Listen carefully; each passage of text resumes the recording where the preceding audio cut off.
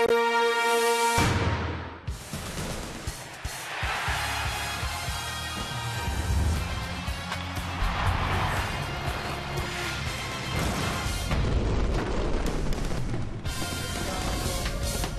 a whole lot going on here at Citizens Bank Park and out on Phillies Way. Prior to the start of tonight's ball game, it's the Jewish Heritage Celebration. Now it's going to carry over into the yard tonight. It's thanks to the folks from the Jewish Federation of Greater Philadelphia. Game 2 between the Phils and the Pittsburgh Pirates. Well, last night, roster moves for the Phillies. We knew Sean O'Sullivan was going to be added to the 25-man roster because he's starting tonight. Cody Asche, though, has been optioned to Lehigh Valley, so it's no longer 3B 25 Cody Asche. It's going to eventually be LF for left field 25. We'll see when he's back up here with the big club. Hi, everybody. I'm Tom McCarthy along with Ben Davis. All right, so a surprise last night. Cody Asche probably knew eventually he'd put that outfielder's glove on. I don't think he thought it was going to be down at Lehigh Valley, but the Phillies want him to play every day and get used to his new position. They do want him to get comfortable. Andy Abad, the Phillies minor league roving outfield instructor, is going to be working with him every day, getting him acclimated to left field. It is a lot different from third base, but hopefully he can still work on that swing. He's been scuffling at the big league level recently, was able to get a couple hits last night, so I'm sure it definitely took him by surprise. Well, and it's going to open up eventually a roster spot for Maikel Franco, who has been red hot down at Lehigh Valley. Ruben Amaro said yesterday, told Jim Salisbury from CSNPhilly.com, he'll be up here when we feel he is major league ready. By these numbers, he's pretty darn close. He's really close, and listen, there's a reason Cody Asche is moving to the outfield. He's the hot man right now at third base. A lot of doubles, a lot of home runs, a lot of RBIs, and that's something at the big league level the Phillies are lacking is someone to help them out in the middle of that lineup offensively. And from the right side of the plate, that's important to note as well. All right, tonight the Phillies will take on their former teammate, A.J. Burnett, who spent last year with the Phillies. He's back, Ben, in what he calls his comfort zone with the Pittsburgh Pirates. And for a guy that was going to retire, he's having a solid first month and a half of the season. He's 1-1 with a 1.66 ERA.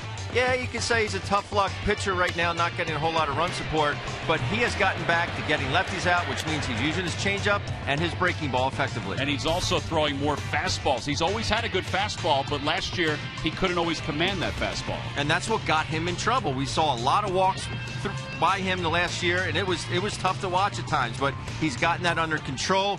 He's using that fastball effectively, and it's still a low 90s fastball. All right, he does say, though, at the end of this season, he is going to retire. We'll see if that holds true. First things first, though. He's going to be on the mound tonight for the Pirates. He'll be opposed by Sean O'Sullivan, making his third start of the season for the Phillies. Well, last night, Odubel Herrera hit his first major league home run. The story behind that baseball, well, Greg Murphy will share it at some point during the telecast. Lineups and first pitch when we return. Phillies baseball is brought to you by Toyota. The Toyota Time Sales event ends June 1st. Hurry in today. Toyota, let's go places. By Xfinity, the official entertainment provider of the Philadelphia Phillies. By Budweiser, still brewed the hard way. This Bud's for you. By Citizens Bank, one deposit checking. Keeping things simple is helping you bank better. And by Independence Blue Cross. Live fearless. Learn more at IVX.com.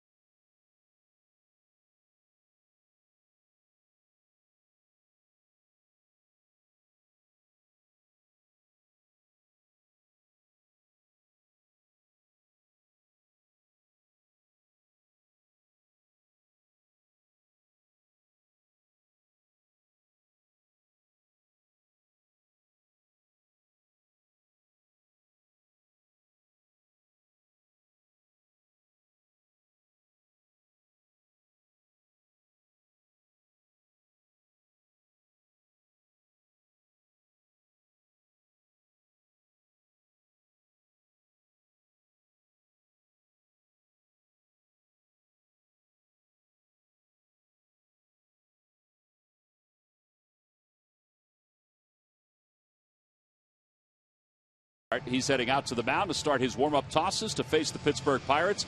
For only the second time in his career, let's take a look at the starting lineup for the Pirates, brought to you by Xfinity, the official entertainment provider of the Philadelphia Phillies. Polanco leads it off in right field, followed by Neil Walker and Andrew McCutchen. Starling Marte, who was the star of last night's game, hits cleanup. Pedro Alvarez bats fifth. Jung Ho Kung, the shortstop, will hit sixth. Josh Harrison back in the lineup tonight, hitting seventh. Francisco Cervelli does the catching. He'll bat eighth. And batting ninth and pitching, of course, is A.J. Burnett. They will face Sean O'Sullivan, the 27-year-old from El Cajon, California. 0-1 this year in a Phil's uniform. This is just his third start. How far, Ben, will he go tonight? Well, I guess it depends on his command more than anything else. And get early outs. That's going to be a huge key for him. But if he can get into the sixth inning, it would really give this bullpen a boost. As we take a look at the scouting report, average velocity 89.5 miles an hour. Curve, change slider. And his last big league win was 4 years ago tonight. Yeah. So hopefully that's a good omen. Yeah, it's remarkable. You know, this is a guy who had very good numbers during his career in the minor leagues, even threw a no-hitter while in the minor leagues. Well, after looking at the Budweiser scouting report, we now look at the Nissan keys to tonight's ball game. And I start off with the defense, but I'm going offense. Lefties don't pull. Don't try and pull A.J. Burnett. He will get you to roll that sinker over all day long, and be smarter with your pitches from the pitching staff. You know, it's always easy to be Monday morning quarterback, but I think they've made some pitches they would like to have back from last night. That's exactly what Ryan Sandberg and even Jerome Williams said in last night's ball game once it came to a close, particularly the pitch to Starling Marte. Well, it's been a busy 24 hours for the Phils. Two moves have made it very busy. It's probably going to get busier as the weeks move on. Gregory Polanco will lead things off. Polanco was 2 for 4 in last night's ball game with a couple runs scored. Actually, he had one stolen base, but his base running later on in the game proved to be pivotal. When he attempted to steal a second, but it was ball 4, and the throw went into center field. First pitch is in there. It's 0-1. He went to third and then eventually scored what turned out to be the winning run. No balls and 1 strike to Polanco.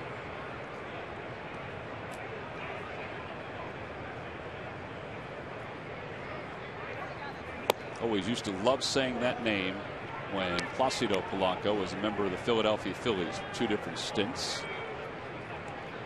Gregory Polanco is a guy the Pirates signed in 2009 as an amateur free agent out of the Dominican Republic. And what a find he was. And you hear the term 5-tool player. He truly is a 5-tool player.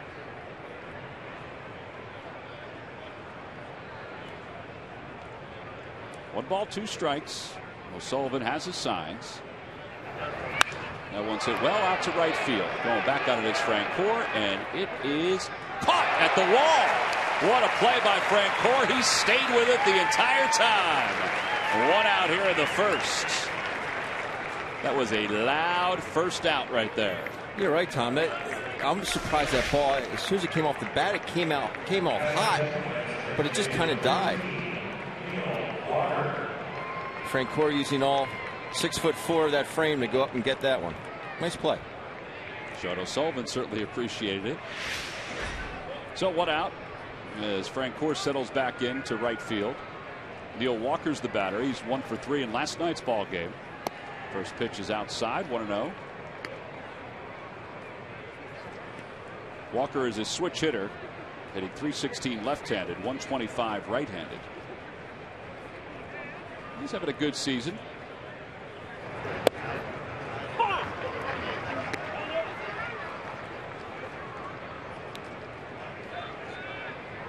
It is nice having a switch hitter at the top of your lineup, knowing you can insert him every day. You don't have to change your lineup. Unless those numbers are drastically different, right-handed, left-handed, but he's pretty average. That ball's hit well out to left center field. Fortunately, the ballpark's playing big here tonight. 2 outs in the first inning.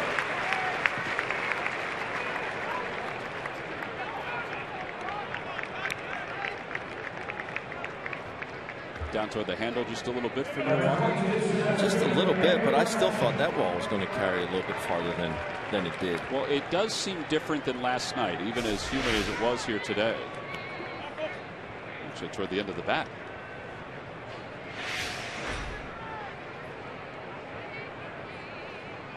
Andrew McCutchen's the batter, and he fouls the first pitch off. It's 0-1.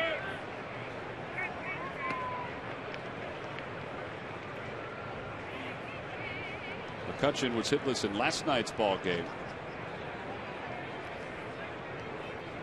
He did score a couple runs, though. Had a sacrifice fly.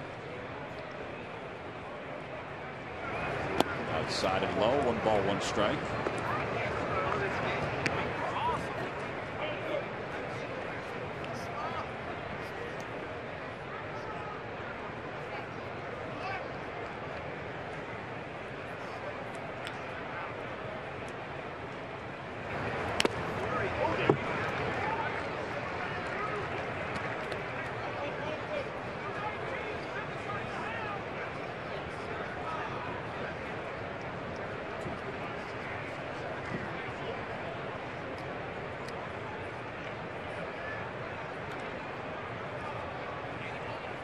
In the dirt, 2 balls, 2 strikes to McCutchen. McCutchen's average at one point in April was at 175. It was late in April. Now it's only at 219 right now. But since it hit 175, he is 14 for his last 75. Yeah, that's why he's gotten into the 200s. 2 balls, 2 strikes to McCutchen. With a tapper. It remains 2-2.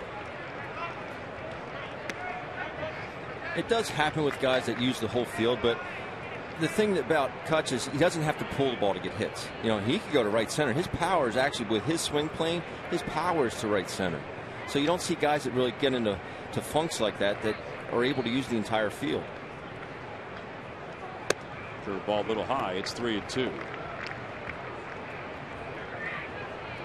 That's why that ballpark is good for him, PNC, because of the wall in right.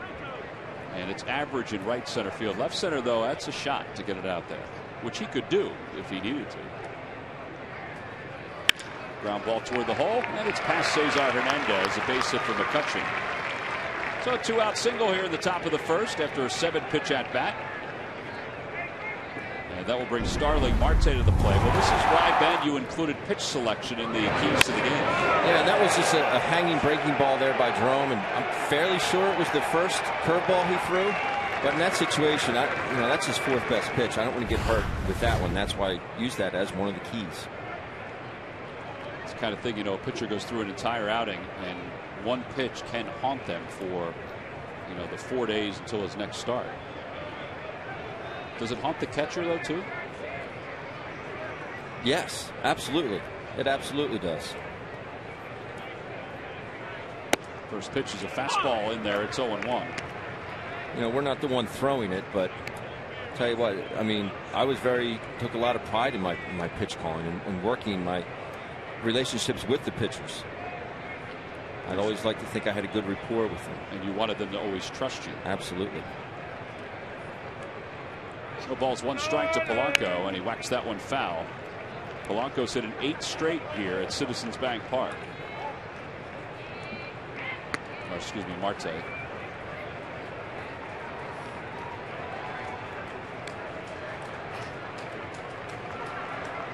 See his numbers with 2 strikes. That hit from Marte last night was his only one. Made it count, though. 0-2 pitch inside, 1 ball, 2 strikes.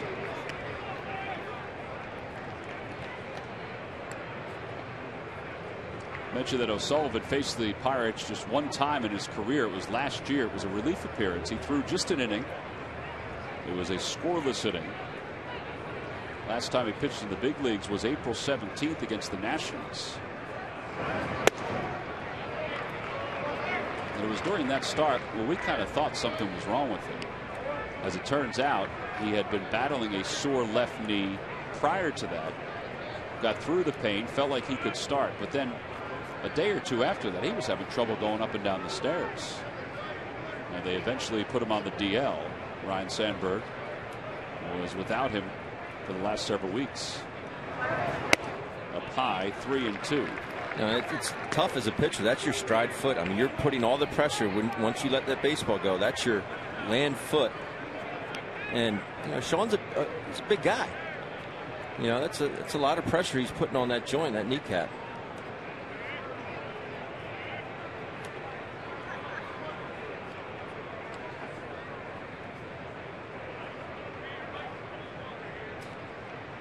McCutchen goes. 3-2 is fouled back. Ben, right now he's got 20 pitches. Right now he's up with his fastball. And that's why those 2 balls went as far as they did. They stayed in the yard. Bob McClure knows him pretty well, obviously. That actually was up high enough where he couldn't get on top.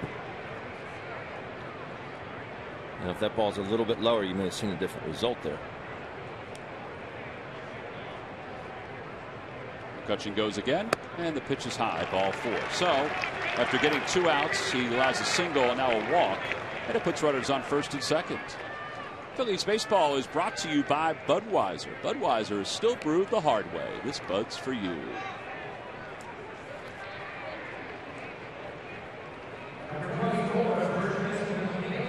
After that layoff, he's probably feeling very strong, and it's probably hard for him to get extension. And right now, he just wants to throw it through a wall, but it'll work down. That's a pretty good point, thinking that he's been off for a while.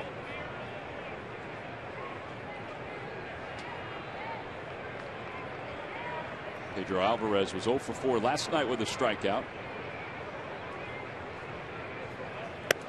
He's off, and it's 1-0, and Ruiz is going to go out and chat with O'Sullivan.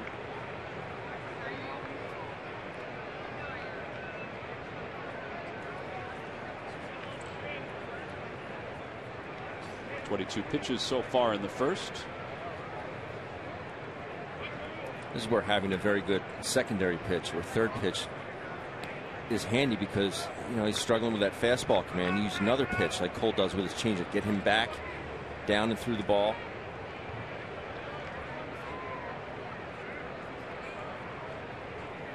That one's pulled to the right side. This should do it for the first. Utley is up with it. Alvarez, an easy target. No runs, 1 hit, 2 men left.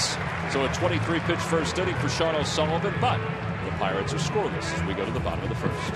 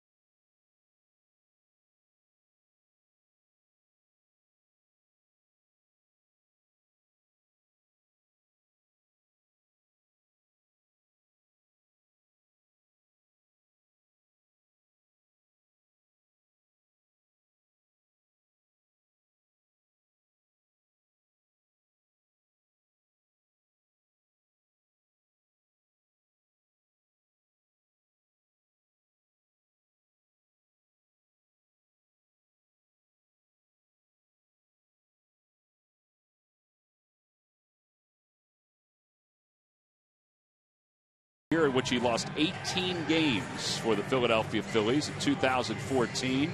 So we mentioned he feels like he's back in his comfort zone with the Pittsburgh Pirates. Tip of the cap to his former dugout. Let's take a look at the Phillies lineup. It's brought to you by Xfinity, the official entertainment provider of the Philadelphia Phillies. It'll be Revere, Galvis, and Utley, followed by Howard, Francoeur, and Hernandez. Odubel Herrera is in center field, batting 7th. Carlos Ruiz bats 8th. And batting 9th and pitching, of course, is O'Sullivan. And they'll face the veteran A.J. Burnett, who's 1-1 with a 1.66 ERA. And Ben, you alluded to it in the open. He hasn't gotten a whole lot of run support this year from the Pittsburgh Pirates offense. Those numbers are staggering. I mean, 1-1 with a 1.66. That is hard to do. But the walks for me. I mean, there were games last year which just drive me nuts. But as we take a look at the scouting report, he does have better command in that fastball, which is 89 to 92. Curve, change, and a career versus Philly. Not been good. 6-9 with a 5. That's the Budweiser scouting report. What it doesn't tell you is that he had 96 walks a season ago. Ben Revere leads it off, and it's no balls and 1 strike. A.J. Burnett was originally an 8th round selection in '95 by the New York Mets. Made it to the big leagues with the then Florida Marlins.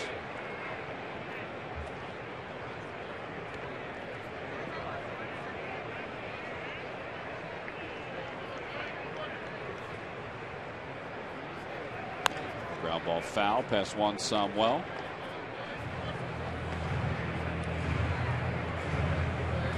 Ben Revere hitting .252. No home runs, 9 runs batted in.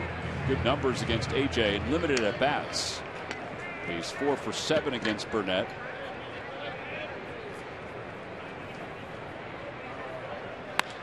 It's that one out toward right center field, and Polanco is under it. And 1 away here in the first. Well, it's time to take a look at our T-Mobile game changer. And we talk about active career leaders and victories. A.J. Burnett is on that list. Tim Hudson leads the way with 215. Bartolo Colon at 210. Sabathia at 209. And there's A.J. at 156. But Tim Hudson's had a good career, hasn't he? 215 wins. Still going. Here's Freddie Galvis. And Galvis was fooled on that pitch. It's 0-1. Not really the pass you want to take at a no-0 pitch. I think he's fortunate that he didn't make contact, because it probably wouldn't have gone anywhere. 0 for 3 last night with a walk. 0-2.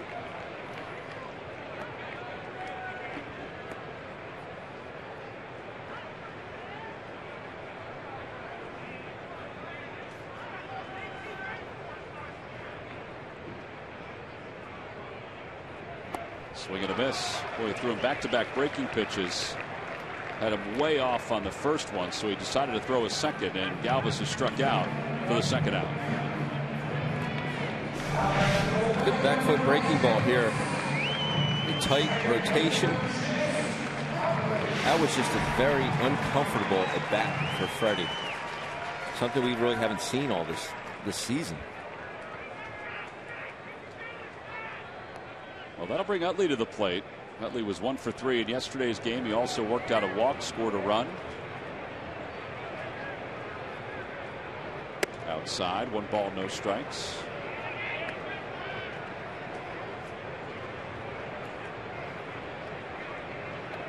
You saw the numbers. He has 8 career hits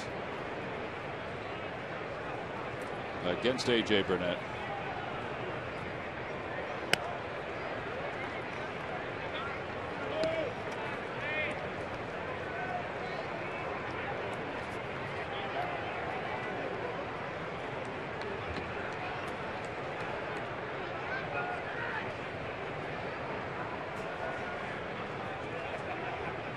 Outside, 3-0. And this is the A.J. we saw last year. 2 quick outs. The next thing you know, it's 3-0. Well, he certainly has done very well with the Pirates. His first time around, he pitched for them for 2 years. Now back for a 3rd season. Delivers that strike, but he's 27-22 lifetime with the Pirates, with an earned run average of 3.26. Now, if you compare that to his career ERA is 4.00. So 3.26 that's pretty darn good. It's very good. Ground ball right side, and Burnett is there to cover. And the putout goes 4-1. Side is retired in order here in the first. So we played one. We'll go to the second here in South Philadelphia with the Pirates and the Phillies scoreless.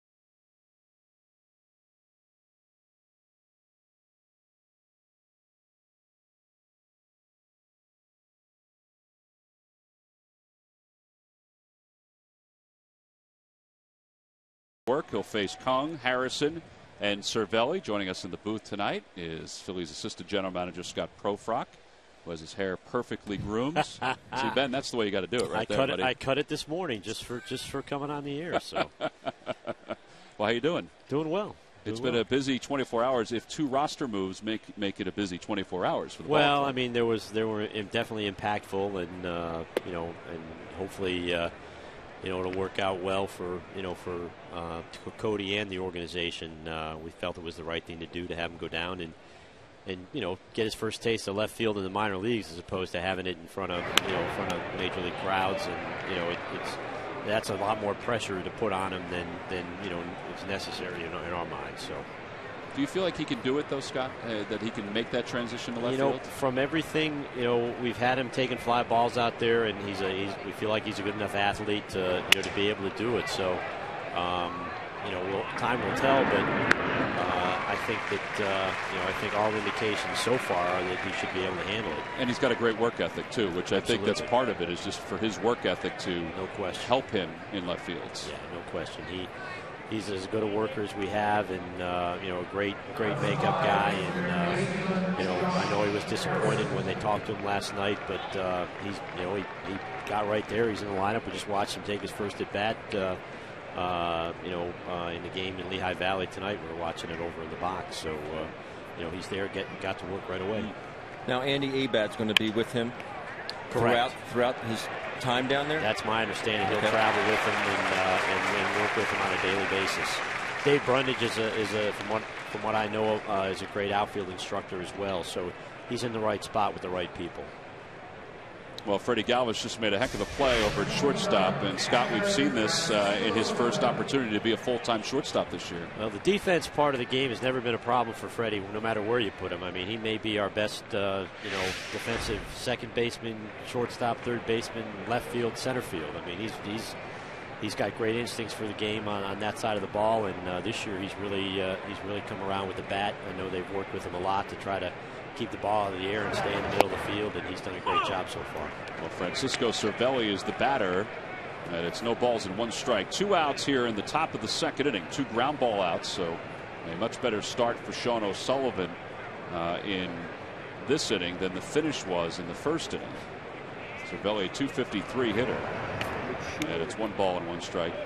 Scott, just I guess the last thing on Cody, is there a phantom timeline that it may take for him to get used to it? Is there something that'll stand out that'll cause the organization to say, okay, he's ready to go out in the outfield? Well, I think the main thing is going to be, when we feel he's comfortable out there, and when he feels he's comfortable out there. I think it's going to be,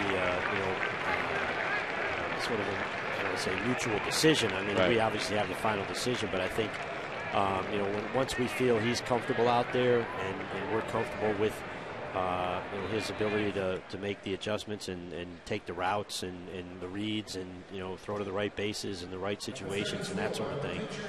That's not going to happen overnight. He's played on that side of the field, so that should be helpful. And like I said, he's a good athlete and a good student of the game. So we're optimistic it'll be relatively quickly. Well, here's A.J. Burnett, your neighbor. He didn't really hit a whole lot last year. You think anything's changed since last year? I tell you what, he's off to a great start. I think that hernia that he was played with last year, might have had more of an effect on him than he let on. But the one thing that hasn't changed is that he hasn't gotten a whole lot of offensive support from them. I know the other night I was texting with him. He drove in the only run they got, and they ended up losing 2-1 to the Cardinals, I guess. So, but he can swing the bat a little bit. He gets after it. From what I understand, when he was drafted, it was sort of by accident. He was a third baseman, and the scout that saw him had come to see another pitcher, and the pitcher couldn't pitch, and AJ got in the mound, and that's how he got drafted. Wow, in the 8th round too. Yeah. So. Well, 1 ball and 1 strike to AJ Burnett. And that one drops in. It's 1 ball and 2 strikes. Well, you mentioned the sports hernia. I kind of forgot about that last year. He pitched the entire year with that sports hernia. And if you remember, when he did it, his next 3 or 4 starts after that hernia, he was great. Yeah. Remember, I mean, he was not trying to do a whole lot. I think he pitched very effectively. Yeah, you mentioned it, like shortened his stride. Oh, smokes. Wow. Sean O'Sullivan says, I don't need no stinking glove. I'll just use my big paw. He barehands that line drive, that soft liner off the bat of A.J. Burnett. And the side is retired. Little check swing. I got it. That's a keeper.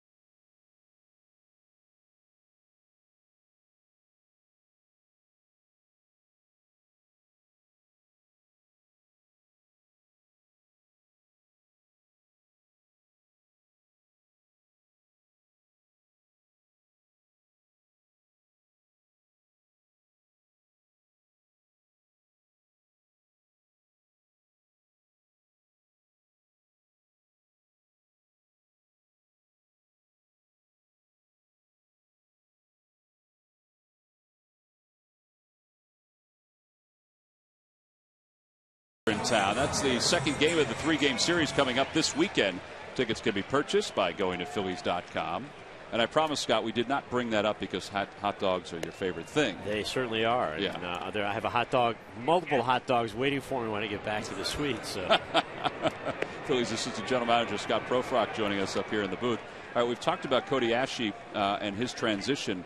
It seems to open up the door for Maikel Franco when he's ready to come up and take over at third base. I'm not saying that anything's been handed to him, but he certainly is off to a great start at AAA. Yes, he has. He's done everything we've asked him to do, and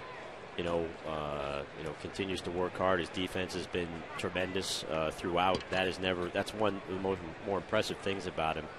Even when he was up here last year and struggled offensively, and struggled last year down there in AAA early in the year, his defense was always on a high level, and that's basically why we feel Cody's the one to move positions, because Maikel is a superior defender over there. So. Well, and was that the thought even at the beginning of this year, or did everybody want to let things play out to see how he would adapt to AAA again? Well, I think we were a little concerned last year with the struggles he had offensively when he was up here in September. Last year he got off to a rough start in the cold weather in AAA, and just wanted to make sure he got back going. Charlie Manuel spent some time with him this spring, in spring training, and also in Lehigh earlier in the year. And we just wanted to make sure he was in a good place offensively, and again, like I said, the defense has never been an issue, and he's real close, and I don't know, what was that commercial back in the 70s? We will sell no wine before it's time. I think that was Orson Welles. That's sort of my motto. You are dating yourself. Well, the other night I went to see a movie, and they sold me a senior ticket for the first time in my life, and I didn't ask for it, so I was a little upset. Quite frankly, but you got to make sure you get ID'd for those. Well, I don't know. I mean, the guy didn't ask me for any ID. He just looked at the ticket, and it was a senior ticket. So, since it was cheaper, I took it. But, I wasn't going to complain, but I was a little upset. Here's Frank Core, who chops one to second base. Neil Walker's up with it, and there are 2 outs. Now, talking about Aaron Nola, he's off to a phenomenal start in AA. this being his first full season, is there anything that you're trying to teach him? Because this is a lot longer season than he's accustomed to. Is there anything that you tried to instill in him or change anything different from when he came out of LSU? I think a lot of it, Ben, is just the standpoint of get him used to professional baseball and pitching every fifth day as opposed to once a week.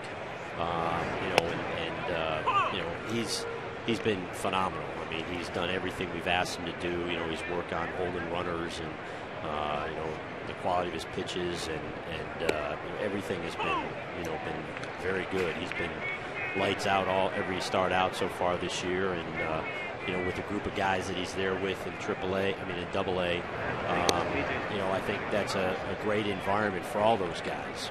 To be in a winning situation, play together, win together. I think that's very important in the development process. In addition to the mechanical things that he's working on as well. So. 1 ball, 2 strikes to Cesar Hernandez. And a curveball outside. It's 2 balls and 2 strikes. Well, you mentioned those guys staying together. That whole team seems to be littered with talented players. Yeah, I mean, Roman Quinn's done off to a great start. Aaron Altier's swinging the bat well. Even a guy we got in the trade for Michael Schwimmer, Art Charles, is off to a great start as well. Really, I was down there early last week, and Nola pitched a great game, and Charles, scalded 3 balls, home run, and a couple doubles. I think was really swinging the bat well, and that's continued the rest of the week. The big guy, with some power, and you never know what can happen sometimes. So. Well, there's a fly ball out to left field. Side is retired. Scott, we appreciate it. We hope your hot dogs are not cold. Well, I hope so. I hope so too. But I'll be back. I'll be here Saturday night for Hatfield Dollar Dog there Night. So. There'll be plenty. Scott Proefrock, our guest up here in the booth. Phillies and the Pirates scoreless as we go to the 3rd.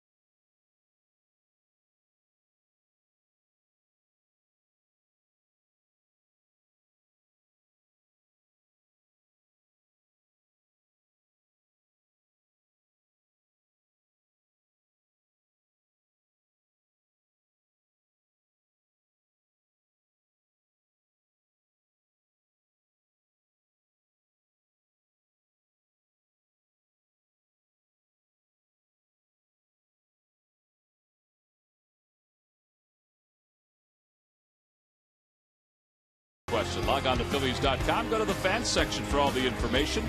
And please submit your answer on the subject line. All right, Ben, here we go. What was the Pirates pitcher John Candelaria's nickname? Come on. Well, I mean, that is before your quote-unquote time. And we've threw up some sausages and some dogs just to kind of throw you off the beaten path. We go to the top of the 3rd, top of the order coming up for the Pirates. Pirates have 2 hits so far. Gregory Polanco leads it off. Takes a breaking ball. It's 0-1. The last time I was this confident, I was wrong. Which one was that? It was the one about Morse. What organization he originally come up with. Yeah. Well, you were wrong. A lot of people were wrong. But those other people weren't traded for him. Like I was? Yeah. Chopper foul. It's 0-2. Well, so far, aside for the first inning, O'Sullivan has been down against these last 5 hitters. He's made some kind of an adjustment. Well, that's what I was saying. I think that initial inning, you're feeling so good. It's so good to be back out on the mound.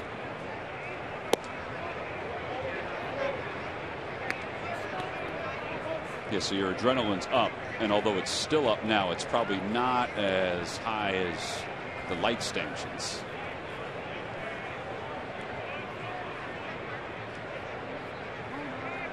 One-two pitch. Fouled back over the screen. Remains 1-2. Somebody made a good catch. I don't think they have a baby in front of them, but they made a good catch. Nope, no baby. No baby.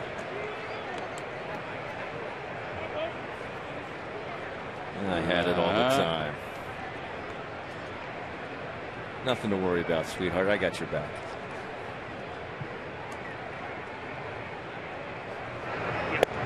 Just a bit outside. 2-2. Little change up that faded away.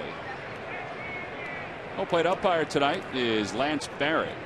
Toby Basner's over at first. Dale Scott, the crew chief, at second, and C.B. Buckner is around at third.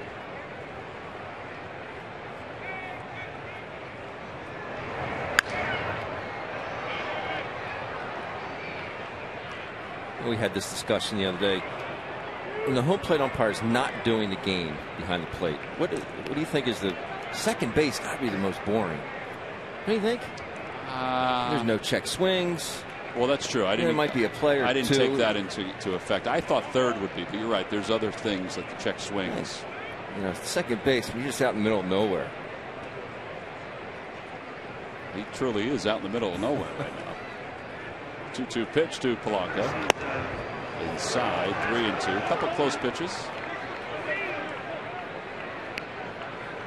Second base umpire has a stopwatch in his back pocket. Now, he used to keep time in between innings. Now it looks like Dale Scott just has sunflower seeds. He's making a mess out there. And a liner out toward right field. Here comes Francoeur. He makes the catch. And one out here in the third. Robbed him twice. Well, that ball was smoked. Just stayed up enough.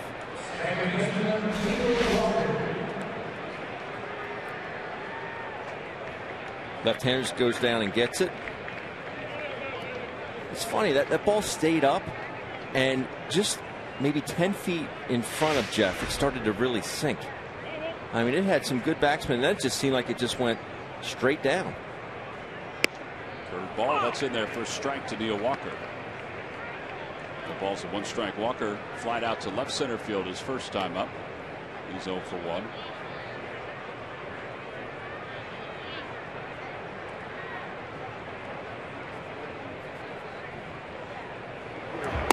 Inside, 1 ball, 1 strike.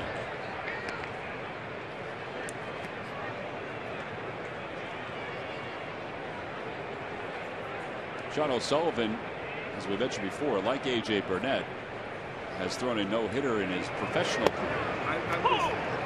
Difference is Burnett's was in the big leagues 14 years ago, and O'Sullivan's was at AAA when he was with the Anaheim Angels. Actually, 14 years ago to the day. May 12th. 14 years ago. Oh, yeah, today. 2001. It's a foul. Greg Murphy and I were getting some breakfast the last game in Miami, and we were looking up at all the different plaques they had, and he showed the no-hitter that AJ had. And I said, Murph, I was a part of that. He said, you were? I said, yep. Later that year, we got no-hit by Bud Smith from the Cardinals, so we got no-hit twice in the same year. It wasn't fun. You were part of both of those? Yes. Yeah. There's a line drive, base hit into left center field for Walker. Herrera will get to it quickly.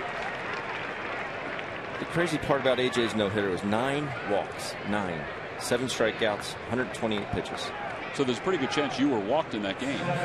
Probably. You were. You were 0 for 3, as a lot of people were 0 for. 0 for 3. You flied out to center. You lined out sharply to first. That's right. I added the sharply. And you fouled out because of the wind in San Diego to right.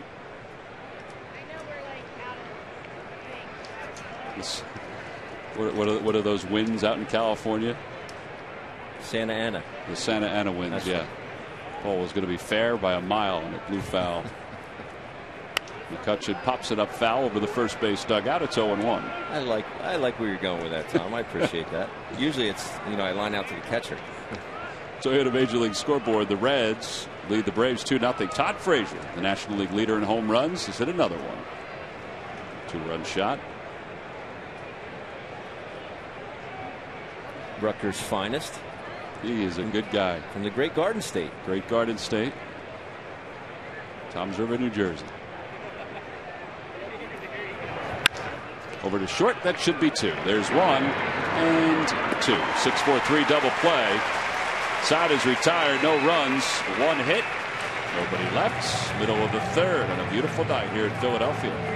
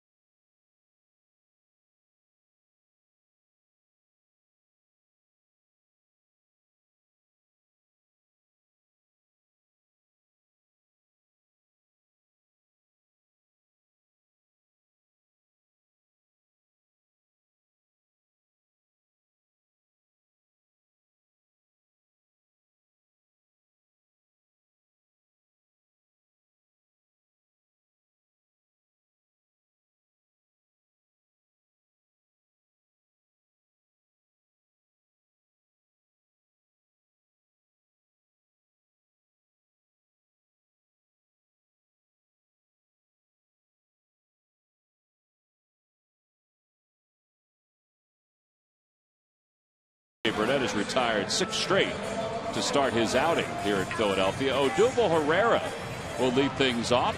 He's still coming off the high of his first major league home run last night. A first major league home run, Murph, that usually garners some pretty good things for the fan who catches the ball. Yeah, it certainly does. I mean, if you're lucky enough to catch someone's first home run and then you're willing to trade it back in, then yeah, it can garner you some good stuff. That's exactly what happened last night. Odubel Herrera hits that home run in the 9th inning, and a fan out there in right field was nice enough to bring it to the clubhouse after the game, brought down to the clubhouse after the game, and swapped that ball for an autographed baseball of a former player, a Hall of Famer, of the Phillies, and gave that ball to Odubel Herrera. I asked him today, if they wanted anything else. He said, "Oh, just a couple pictures," which he did. Took some pictures with them, and he was able to get that ball back.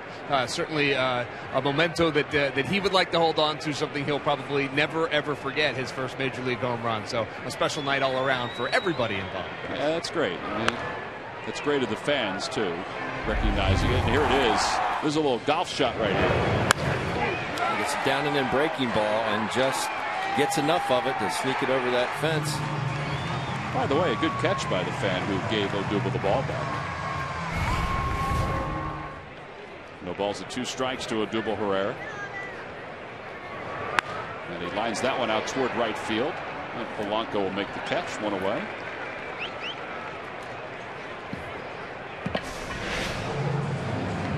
This ball is humming in there. Watch your hand. See? Jamie will be very proud. 2 hands. Oh, he did really use that second hand, too.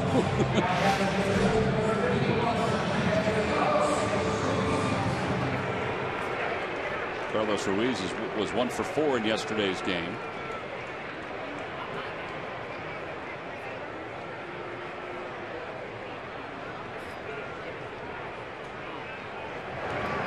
Takes a strike at the knees. It's 0-1. Well, a lot of hard hit balls early on in this ball game. That last inning by the Buccos. Blanco hit his hard. Obviously Walker got a base hit, and then Kutch hit double play, was hit hard. That one there by Odubel.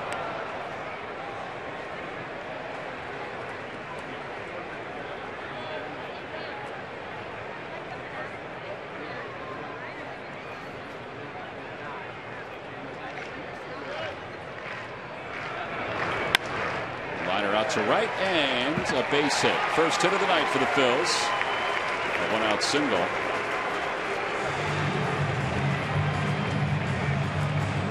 Chooch got a base hit in the 9th inning last night off Melanson. Line drive to right center. Another line drive there to right field. Hopefully that can ignite him a little bit as well. Sullivan 0 for 3 so far. Harrison's creeping in at third. Not squaring.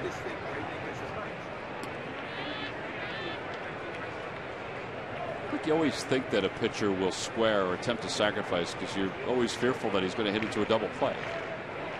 You know, I guess that's the one thing that stands out when he swings away with one out. Now he squares. Maybe he missed the sign the first time. Runner goes. Pitch is taken outside. Throw to second is in time. Another missed sign. Somebody missed the sign there.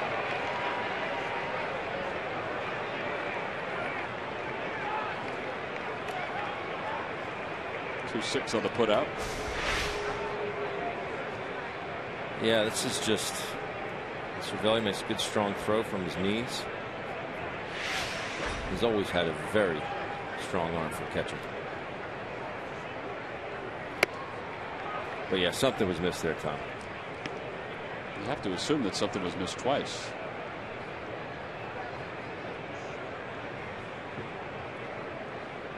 Carlos looked at Pete right away.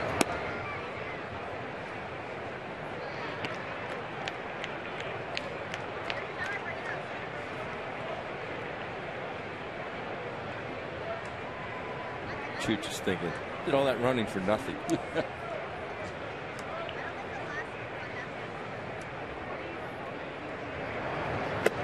we're going to miss 3 balls 2 strikes to O'Sullivan. You typically don't see a pitcher swing 3-1, but why not?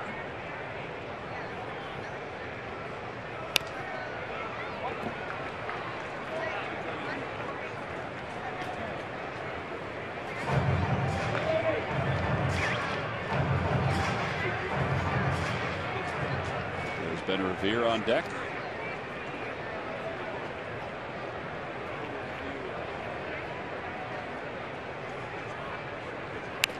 Another foul ball. Lucky McDonald's Phillies home run jackpot contestant is Susan McGowan of Collingswood. Phillies hit a home run at today's ball game, and Susan will win $100. Good luck, Susan. Home run cash was given out a little late last night, but better late than never.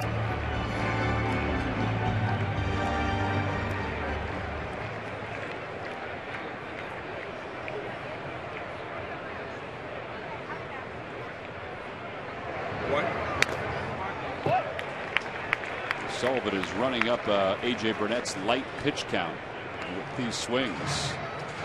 So frustrating for a pitcher. You know, it's his fault for falling behind 3-1. This will be the 9th pitch of this at bat.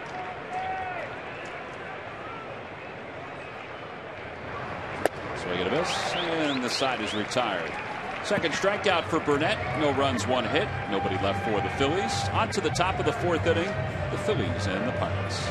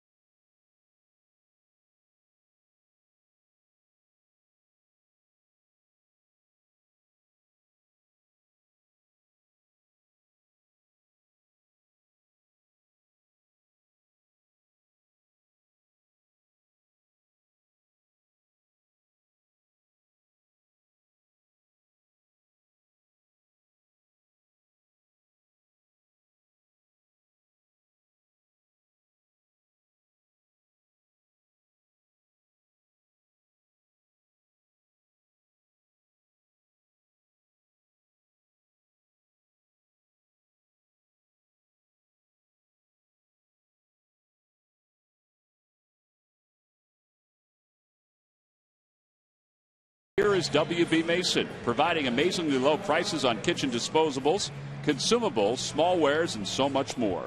From your new restaurant partner, who but WB Mason. Well, it was warm again today here in the Delaware Valley. It's turned out to be a beautiful night. There was at least a breeze for much of the day. All that tropical moisture that's churning off the coast. It's been beautiful. Right now it's beautiful. Yeah, there's not much of a breeze anymore. During BP today, the wind was blowing pretty good, and I was wondering how it was going to affect tonight's pitchers. It's kind of dined down a little bit. And on to the top of the fourth inning, it'll be Starling Marte, Pedro Alvarez, and Jung Ho Kang.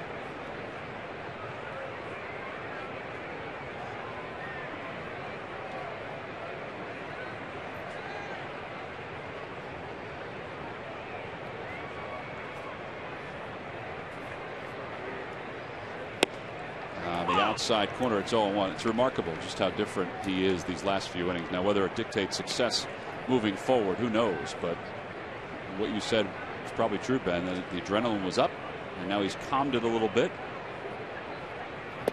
and everything seems to be down. It's a hard thing to really master, and the good pitchers are able to do it every start. But being on the DL, coming back, you just feel like you could literally throw a ball through a wall, and it's not good if you're not an overpowering pitcher.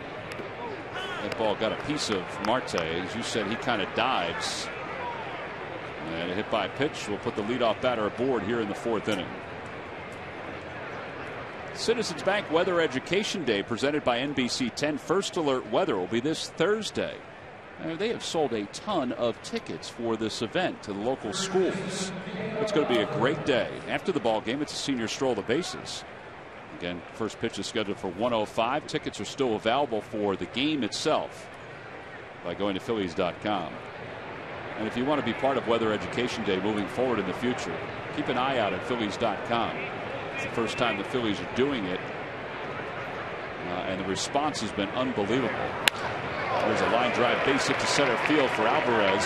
Marte's on his way to third. The throw by Herrera is not in time. Cesar Hernandez is wondering what C.B. Buckner saw. I thought the tag was kind of high, Ben. I thought maybe he got his feet in there, but we'll wait and see what Ryan Sandberg and the boys see underneath.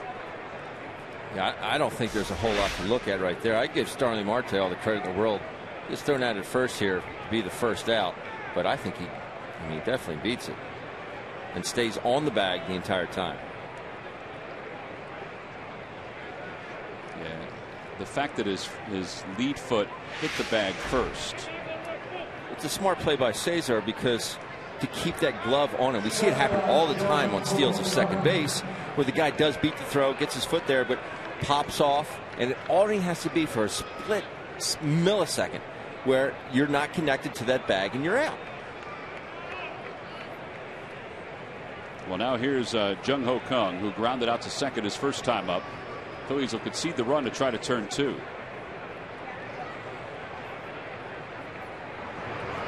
Swing and a miss. He tied him up 0-1. Right on it. Tell you what, he blew his bat up his first at bat, and that was a very awkward swing there.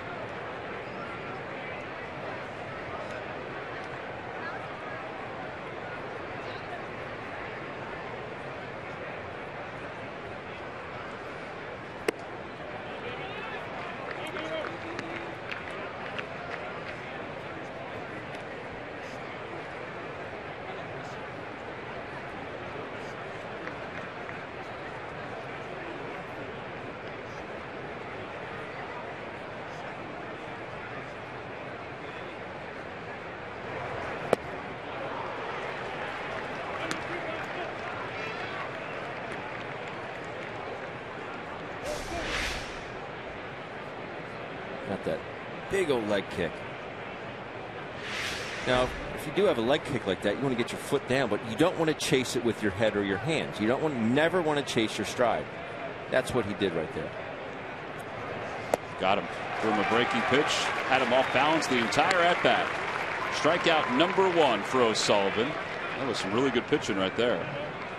But that started with his first at bat. He got in there with that sinker, blew his bat up. This entire at bat, he was looking for those sinkers. We saw him do that last night. 2 strikes, he doesn't go that big leg kick. He shortens up. Well, now Josh Harrison, who grounded his shortstop his first time up, a very good play by Freddie Galvis.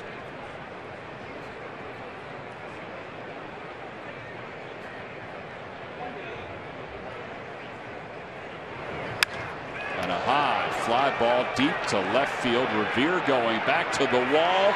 Gone. A 3-run home run for Harrison. The second straight night the Pirates have leaned on a 3-run home run to take the lead. They're on top 3-zip here in the top of the 4th.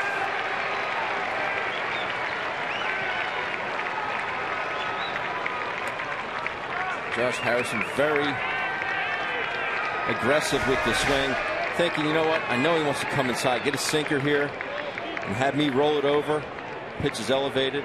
You see him really fire and get quick to that baseball. He was looking for something in. He just wasn't expecting it to be elevated. He made Sean O'Sullivan pay with that one. So a 3-0 Pirates lead here in the top of the 4th. Here's Francisco Cervelli, who's doubled tonight. Outside, 1-0. Josh Harrison's really struggled. The 27-year-old signed his contract extension this past offseason. 4 years, $27 million after hitting .315 a year ago.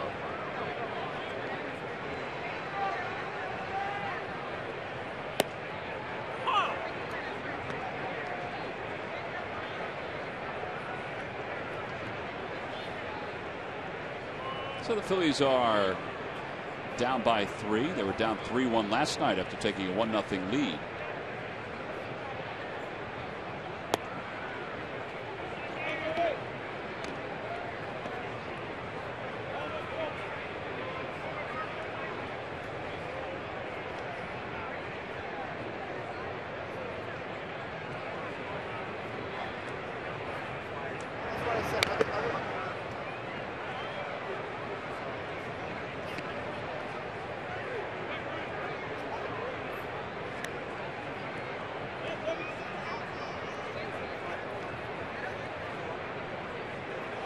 Talking with some of the Pirates media, saying, you know, he didn't change because of signing that Harrison. Didn't change because of that 4-year extension.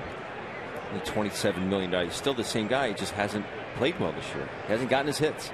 Well, Neil Huntington, their general manager, feels like it is on his mind. He's trying to play up to the expectations of the contracts. He's trying to show those who doubted him and show those who had faith in him that he's worth that kind of money. And that year last year was not a fluke. Correct. That happens, though. Human nature.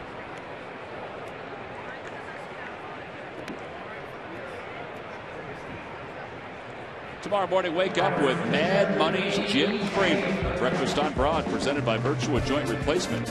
Live tomorrow morning from 6 until 8 over on the Comcast Network and live streaming on breakfastonbroad.com. Jim Cramer, big Philadelphia fan. In fact, later on this week, he is scheduled to throw the first pitch out. Sleeves rolled up and all here at the ballpark. A.J. Burnett takes strike one. It's 0-1.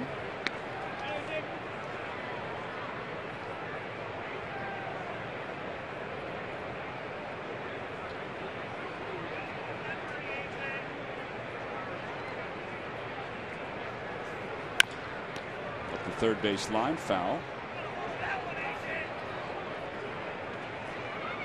I'm talking about pitches that get away. You know, the 0-2 pitch to Starling Marte. Lead off the inning. Down 0-2 in the hole and hit him. You know, and then that just really kind of set things in motion. You know, for as it stands right now, a 3-run inning. Yeah, the Alvarez one, I mean, he just crushed the single up the middle. I mean, he hit a bullet back toward the middle. 0-2 pitch to Burnett. Lays off.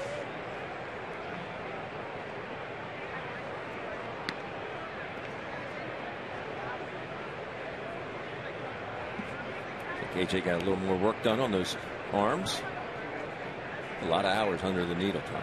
You think there's a little addition from last year? I think so.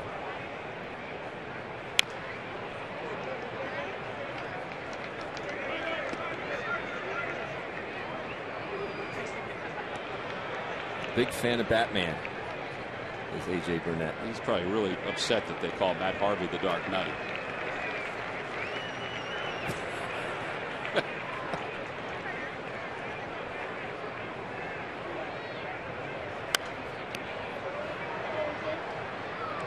Foul ball into the upper deck, and it remains 1 ball 2 strikes.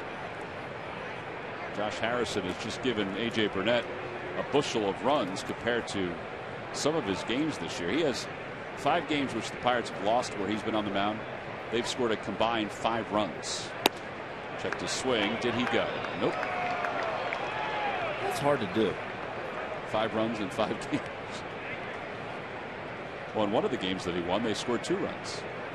They won 2-1. AJ making Sean work the way Sean made AJ work last inning. Swing and a miss. He's out front. Side is retired. Second strikeout for O'Sullivan. However, Josh Harrison's 3-run home run has given the Pirates the early lead. We're going to go to the bottom of the 4th inning. Harrison jumped all over fastball from Sean O'Sullivan, and he did not miss it. So we'll go to the bottom of the 4th. The Phillies trail the Pirates 3-0.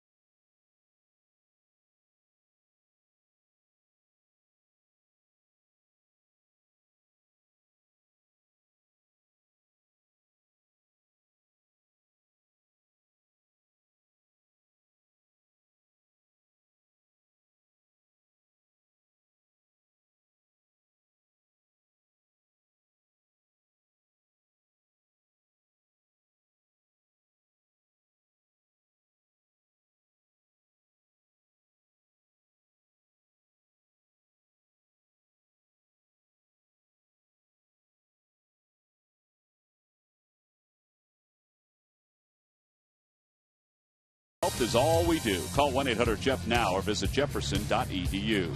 And buy Chevrolet. Visit your local dealer at chevydealer.com. 4-0 Pirates on, or 3-0, excuse me, Pirates on top. We go to the bottom of the 4th inning. Phillies at the Pirates. This 4-game series will wrap up on Thursday afternoon at 1:05. And I talked about that run support for AJ Burnett. Look at that. He's averaged his team has averaged 2.33 runs per game. Boy, we thought Cole Hamels was slight of some run support. His teammates aren't very nice to him. Really. And Revere takes inside. 1 ball, no strikes. Ben flat out to right. Yeah, this is where you'd like to see the offense answer. And I'm not saying you have to get all 3 back. Get 1. If you get 2, that'd be great.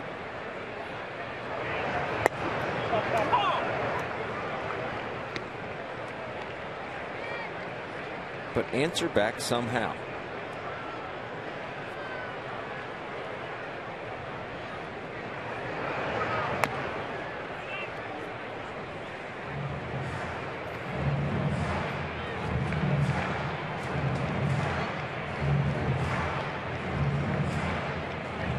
Shutdown innings so far this year. He hasn't had a whole lot. Last outing he went 7, allowed 2 earned runs, and struck out 4. That was the game in which they scored 6 for him while he was in there. Inside, 2-2.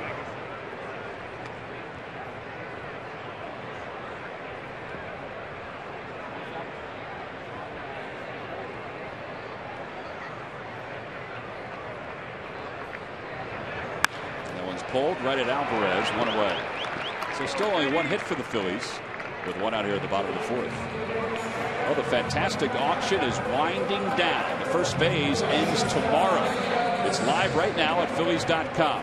There are a number of experiences and trips, including a trip for 2 to Chicago for the Phils and Cubs series, a trip for 2 to San Francisco for the Phils and the Giants, plus the kids' sleepover in the Phillies clubhouse and breakfast with the Fanatic. Again, go to Phillies.com to check out some of those items as time is winding down.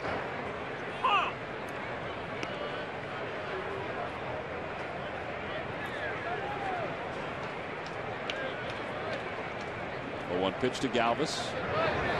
Swing and a miss, 0-2. Just not picking this breaking ball up.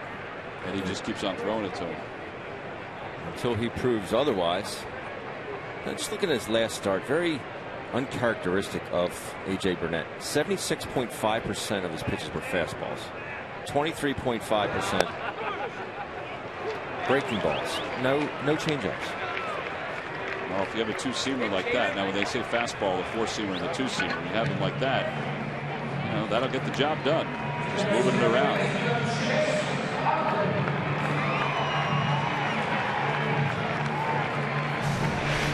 That front door sinker. I mean, that ball moves a ton. And when you're looking for that breaking ball, I mean, there's just not a whole lot you could do. That pitch right there probably looked like it was 110. You know, when you're looking for it off speed, especially when you have a pitch that's starting at your hip.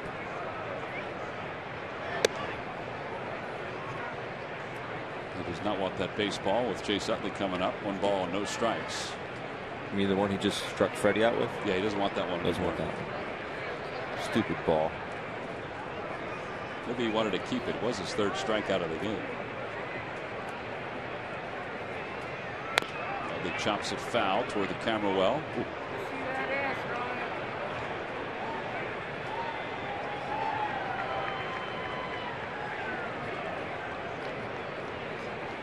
So as a hitter, you can pretty much just eliminate the changeup. I mean, not a whole lot of starting pitchers can get away with just having 2 pitches.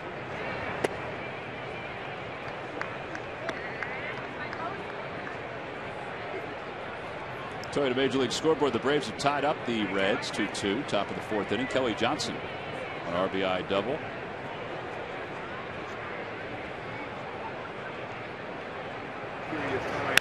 There's a line drive, base hit for Utley into right field. 2nd hit of the series for Chase.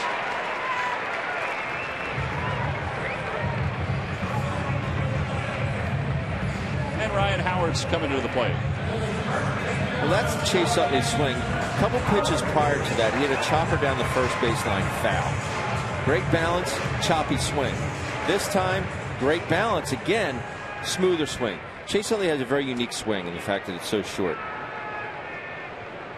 But that gives Chase Utley a 4-game hitting streak. So, listen, just keep clawing your way back in there if you're Chase Utley. But that last swing, a little more fluid. All part of that building of the confidence that he referred to the other night. Building the confidence back that he referred to. Speaking of building, you build buildings from the ground up. You want a strong foundation. I talked about his balance last night was excellent. Excellent. So if you have a strong base, you can work from there. In the dirt, 1 ball, 1 strike. And we've seen Chase not have that strong base in some of the whirly-bird swings, for lack of a better term, that he's had this season. Off-balance swings.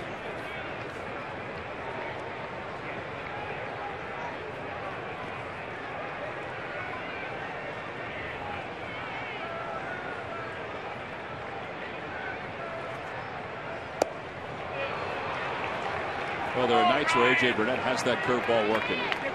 And he's got it tonight.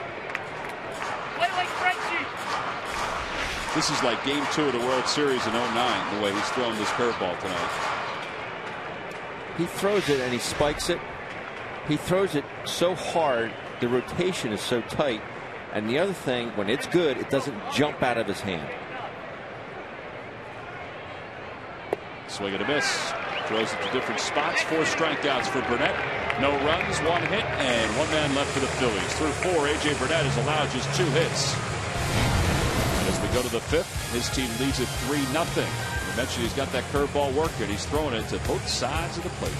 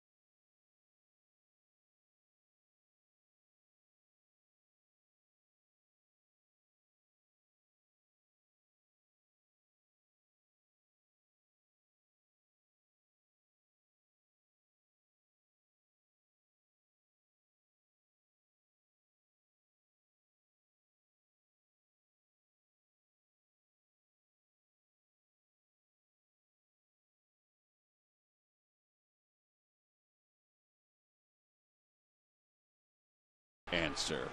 All right, Ben, here's the question one more time. What was Pirate pitcher John Candelaria's nickname? I wish you guys would give me a hint.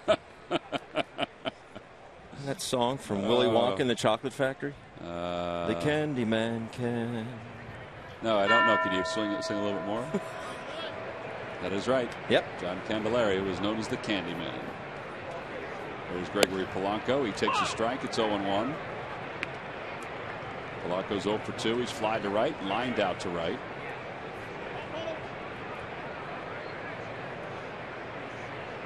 Boys down there in the production cavity were going easy on me tonight, huh?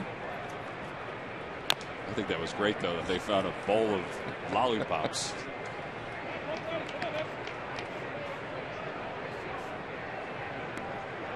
You kind of needed that, though, on a night where you weren't totally sure what the answer was. I appreciate any hint I can get. Sullivan 72 pitches so far. Sean has a brother, Ryan, who's in the Phillies farm system. He's a relief pitcher down at Reading. Has an earned run average of 3.12. Both drafted from, of course, the same high school out in El Cajon. A lot of players come out of El Cajon, California, not necessarily from their high school. As Ruiz blocks that pitch. I drive through El Cajon every now and again. My time in San Diego. Yeah, it's a suburb of San Diego. At one point, he said he had hoped that he could eventually pitch for the Padres, which he did. 2-2 pitch to Polanco. Tony Clark, who is the Major League Baseball's Players Association president, is out of El Cajon, California.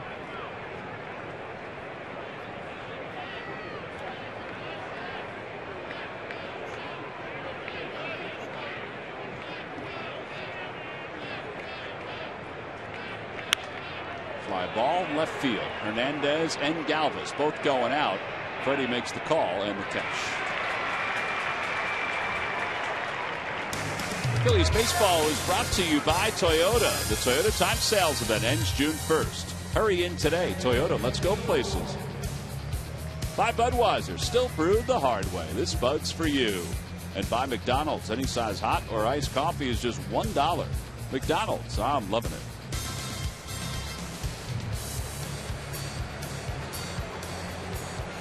Well, old school Darren Dalton. Batting practice jersey. Neil Walker takes outside. It's 1-0. Okay, I was coming out from doing the morning show a couple weeks ago, and I saw Dutch. I was walking out. He was walking in. He looks awesome. He looks good. Really, really good. They had a big fundraiser here the other day at Citizens Bank Park for his foundation, where a portion of the tickets sold, and there were 3 tiers of tickets that were sold, went to the Darren Dalton Foundation. And he was out on the field, and he looked great. Gave him a big hug, and it's like hugging a rock. He's still there. He is. It's as if he was just headed out to the beach after throwing out the first pitch. Flip flops it all.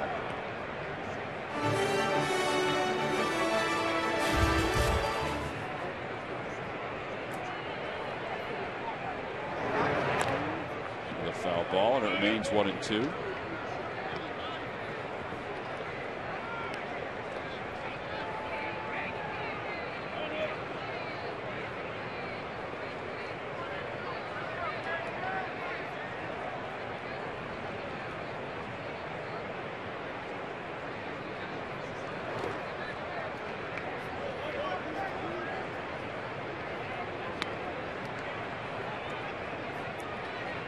Phillies do have bullpen action behind O'Sullivan in his rehab start. With the Lakewood Blue Claws, he went 4 1/3, allowed 5 hits and 1 run. They've got DeFreitas and Araujo warming up in the bullpen. Right side, and Ryan Howard has it. And the flip underhand to O'Sullivan for the second out.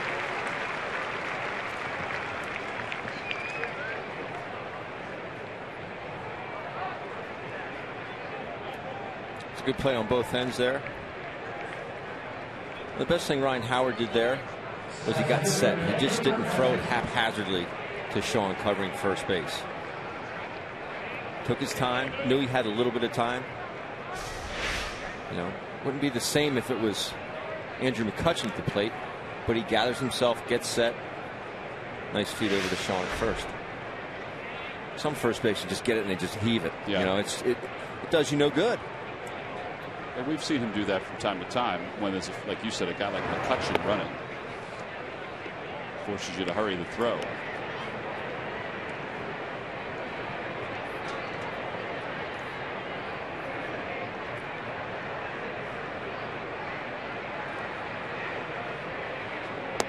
Breaking ball, and it's low, 2-0.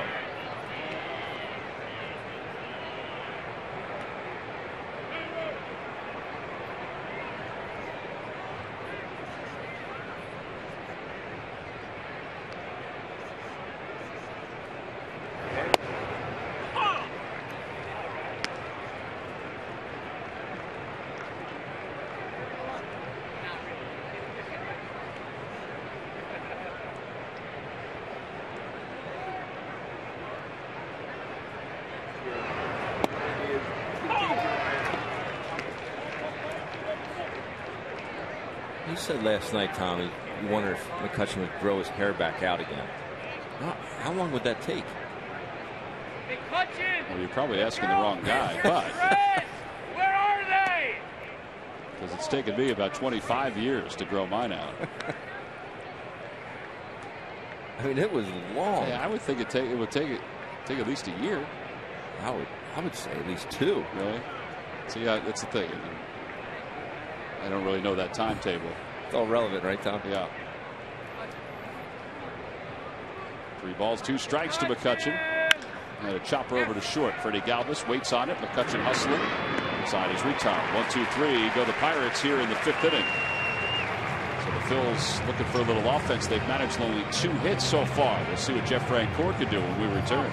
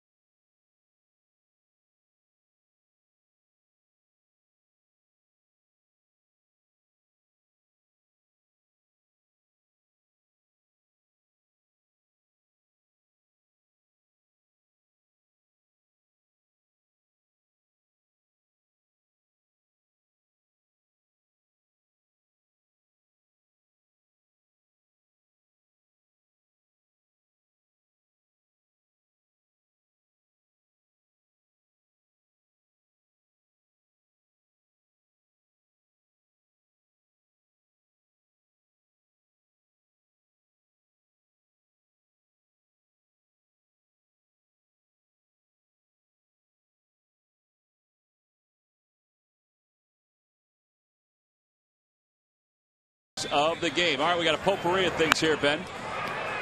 Potpourri. Leadoff batter of the game, Polanco. Frank Course says, no soup for you. Sean O'Sullivan with a comeback on the check swing by A.J. Purnett. And then Jeff Francoeur gets Polanco again. He comes in and gets a sinking line drive. Well, those are defensive plays of the game, brought to you by your local Hyundai dealers. And Francoeur will lead it off. Sullivan's night may be done after 5. DeFreitas continues to throw in the bullpen.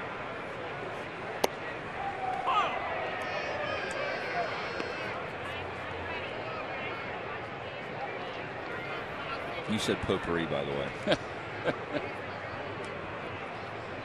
I was just trying to mix it up. Jeff Francoeur wears the number 3. Found it interesting they were asking the guys in the Ask the Phillies segment why they wear the number that they wear. Francoeur was not number 3 when he was with the Braves. And he said the reason he wears number 3 here with the Phillies is because it was available and because Dale Murphy wore number 3 with the Phillies. Being an Atlanta guy, as Francoeur is. That's a good reason. 1 ball and 2 strikes to Francoeur, who grounded out his first time up, and he takes outside.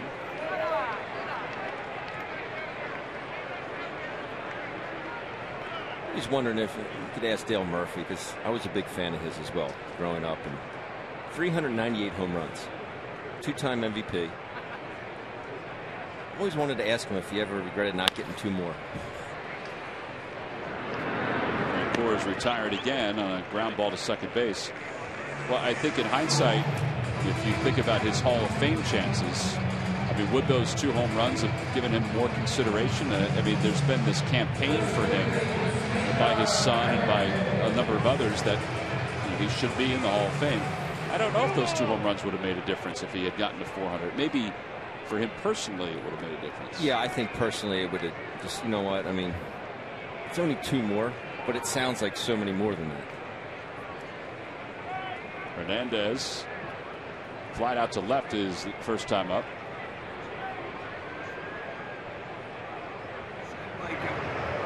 Breaking ball inside. Cesar's gotten some extra time here recently, Murph, and now he'll get even more time with Cody Ashley going down to Lehigh Valley. Yeah, you got to believe that Hernandez is going to pick up the bulk of the starts at third base while they wait for Maikel Franco to come down or come up and await Cody Ashley to come back and play left field. And as you said, Tom, he has gotten some extra playing time of late. He's been in the last 7 games. He's made 5 starts and he's been hitting the ball a little bit. And Ryan Sandberg talked a little bit about his role on this team. He said the best thing about Hernandez is that he kind of has accepted what he's being asked to do, and that is make some spot starts and come in and be a switch hitting bat off of the bench. And over the last couple of days, he's been able to do some good things, including 6 walks in those 5 starts. That's pretty impressive. Getting on base at an on base percentage of .550. So that's the kind of thing you need your utility guys to do.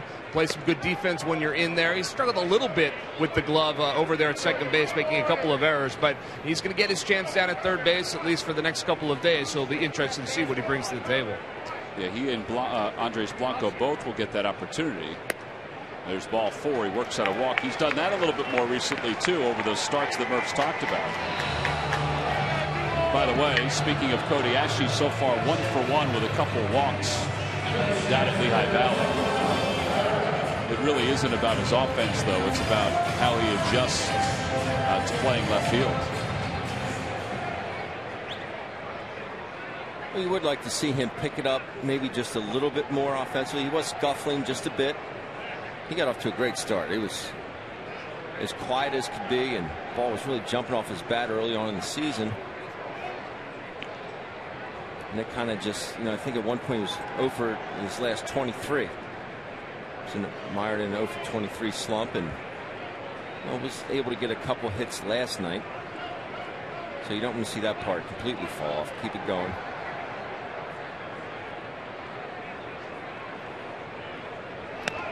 Herrera tries to bunt. He fouls it. There's no balls and 1 strike. Some other news out of Lehigh Valley, Murph, that we noticed today. It was kind of disappointing in one sense. Yeah, you're talking about Tommy Joseph, the Phillies catching prospect, came over here in the Hunter Pence trade, and over the last couple of years has really battled concussion issues. Back in 2013, he suffered his first concussion.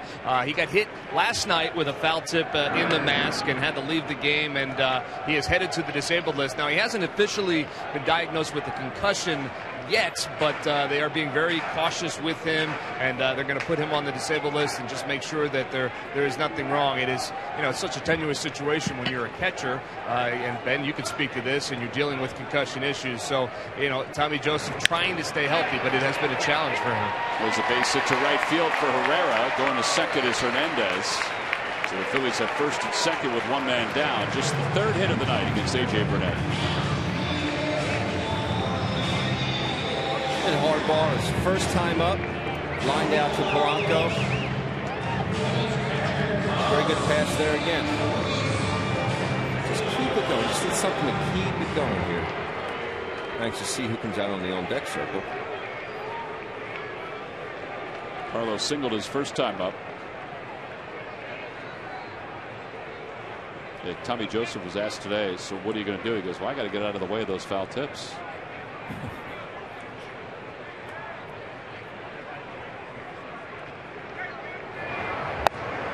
He's 0-1 to Carlos. I'll be honest with you, Tom, I don't know if I ever had one.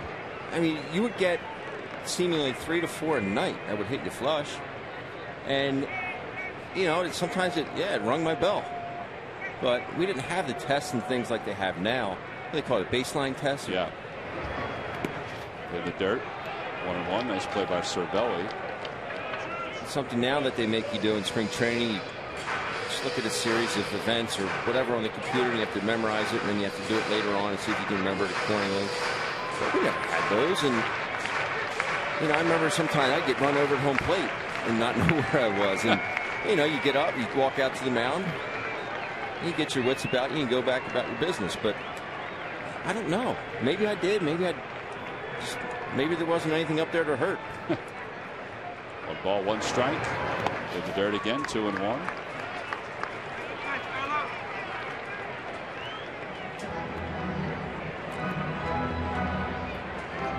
You see Cervelli there moving laterally to his right.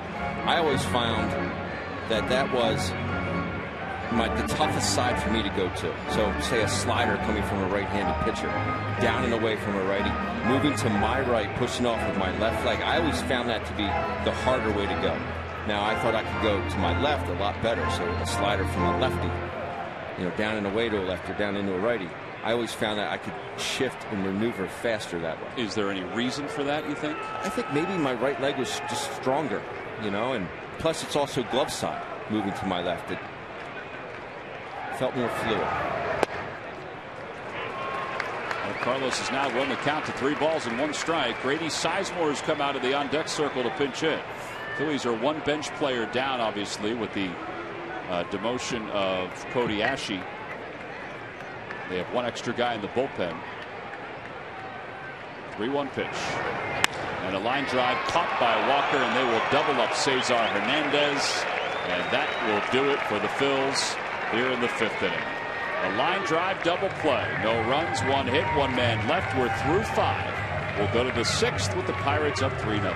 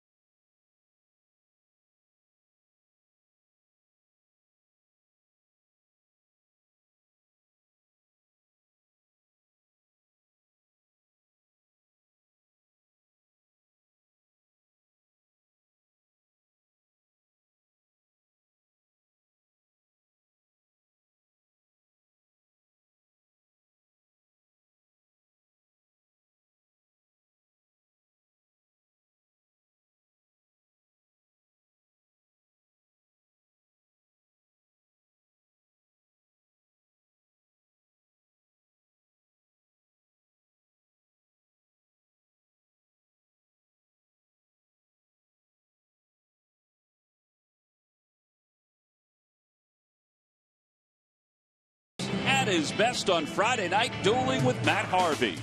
Cole took the bat with confidence and kept Mets hitters off balance the entire night. His location was precise for 7 solid innings, allowing just 4 hits and only 1 extra base hit. The Mets went down on strikes 8 times, 7 times swinging. Hamels bested the undefeated Harvey with 60% first pitch strikes in his best performance of the season. And it's brought to you by Independence Blue Cross. Live fearless. Well, it is Jewish Heritage Celebration night here at Citizens Bank Park, so who better to mix it up in the hora than the Philly fanatic? That's right, he always likes a good dance, and when he's the center of attention, it's even better. Have to get some strong fellas to be able to lift him up on the chair. Number 30, Justin DeFreitas. Strong folks. I can't imagine that's the best aroma coming out of his fur there. Well, he looked like he enjoyed himself. He always does. Justin DeFreitas will be the new pitcher for the Phillies. The first pitch is lined softly to third by Starling Marte. No other changes for the Phillies as you see DeFreitas' numbers: 14 games, an ERA of 2.60. Sean O'Sullivan goes 5. He allows 5 hits and 3 runs. 3-run home run by Josh Harrison. Walked 1, hit 1, and struck out 2.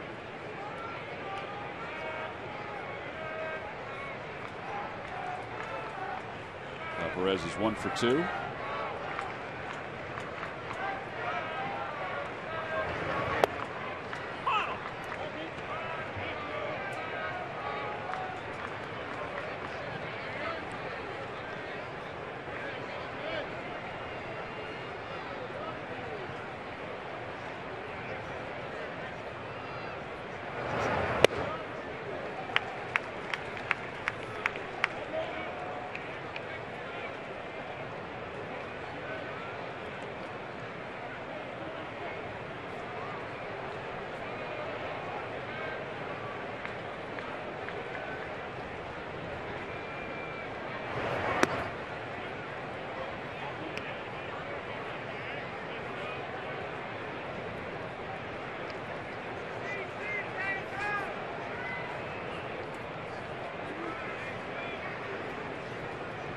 One ball and 2 strikes to Alvarez. Inside, 2-2.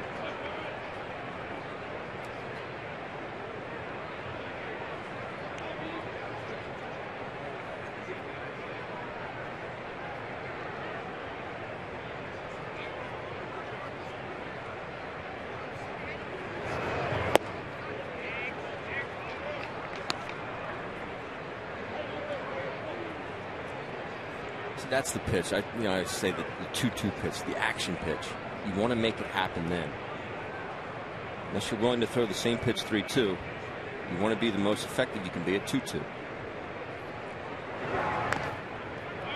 And he did. Yeah, he got him a little out front on that one. Doubled up with changeups. Better spot, obviously, with that one than the previous one. Yeah, the one that he threw right before that, the 2-2, it was never a strike out of his hand.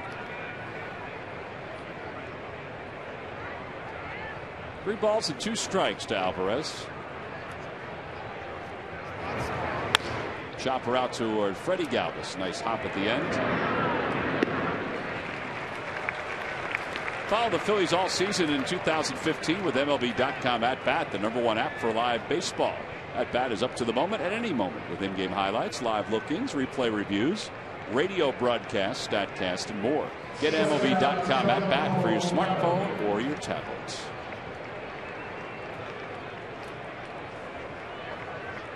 And now 28-year-old Jung Ho Kung, who was 0 for 2. He's grounded out and he was struck out. He came in fourth, hitting .421 in his last 13.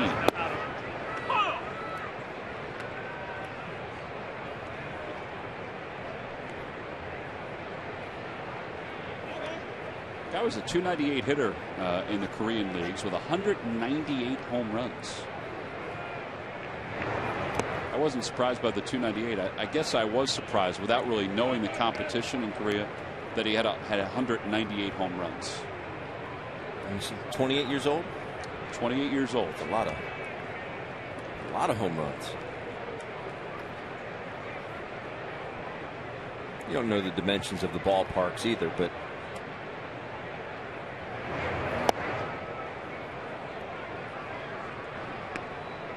I feel like that slider kind of caught Chooch by surprise. You know, you think it's going to be a little bit low. You might want to catch it out in front just a hair more to give the appearance to the umpire that's not as low as it actually is.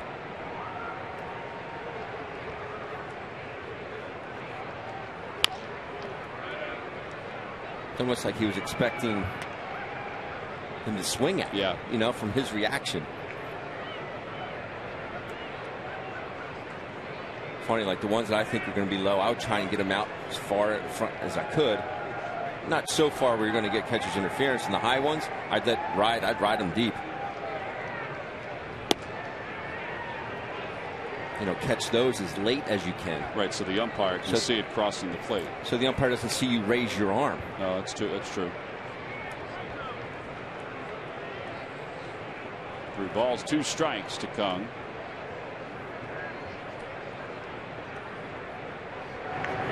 Got him. Well, he's a totally different hitter these last 4 at-bats, dating back to his final at-bat last night than he was the first couple of ABs. Nice inning for Justin DeFreitas. He's one and done, I think. We'll go to the bottom of the 6th. He's scheduled to lead it off.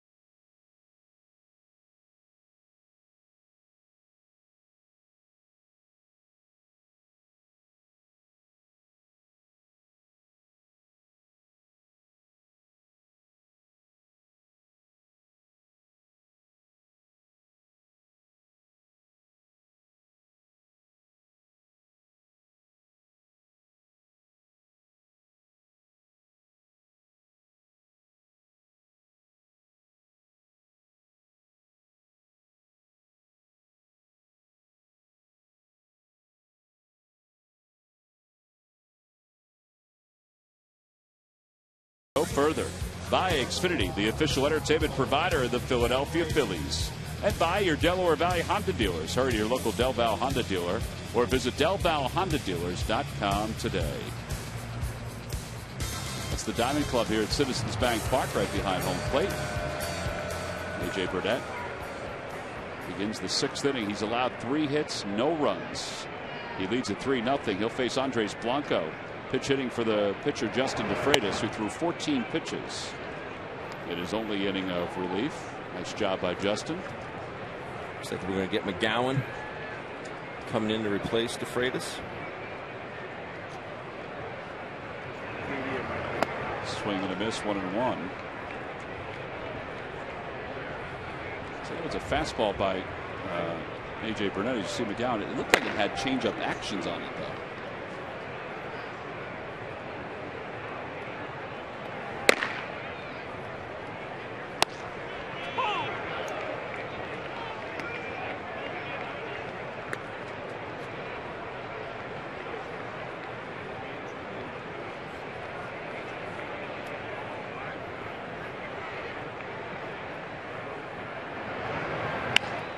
Down the third base line. It's a fair ball. Watch out for the chair.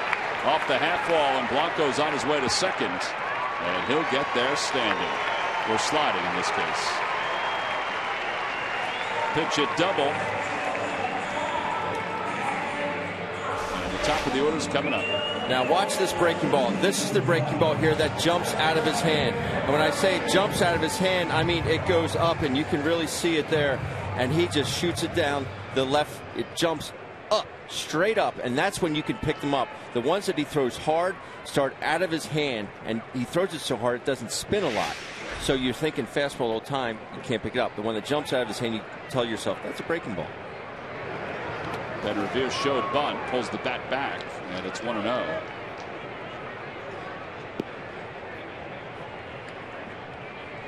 I was surprised that Ben was bunting there.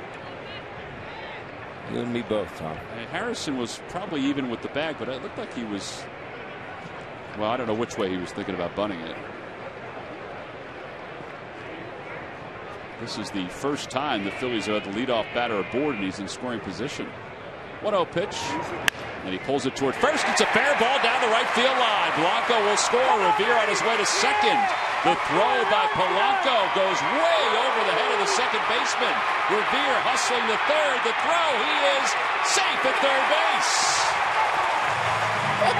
It was a foot race between Kung and Revere kept pace enough that once he left his feet, he wasn't going to tag him out. Man alive. I thought he would just go right past Jung.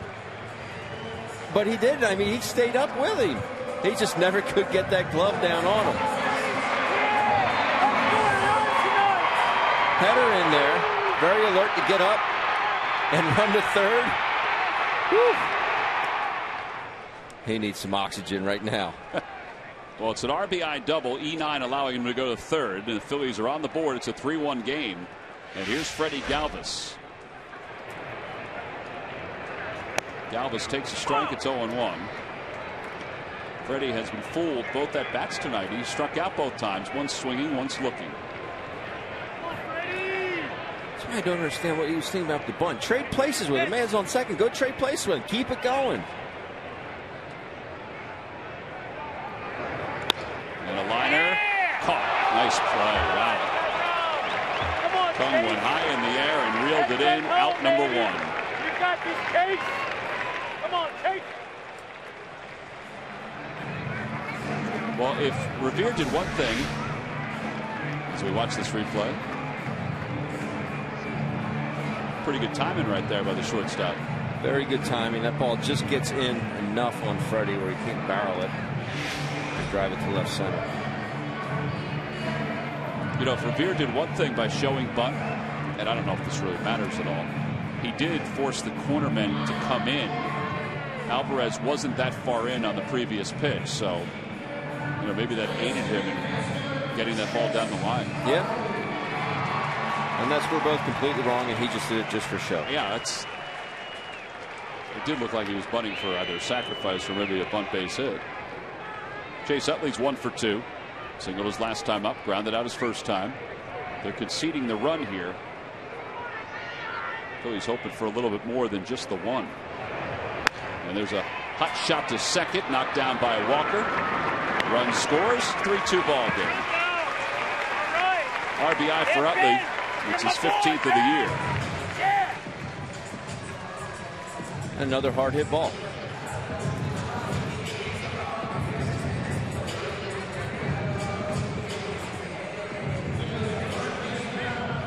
You know, Chase is probably thinking there's another hard hit ball, but he got the job done. Got the Titans within a run here.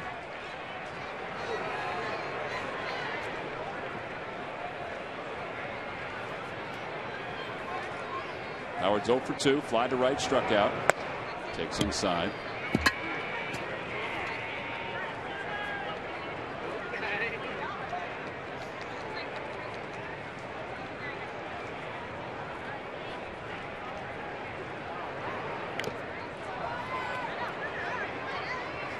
Good one to hit there.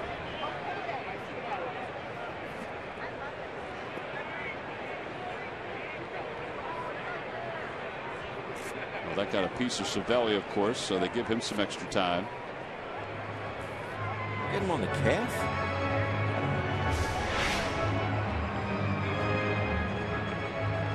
Got him on the calf. The ones off the inside of your thigh, they hurt so much.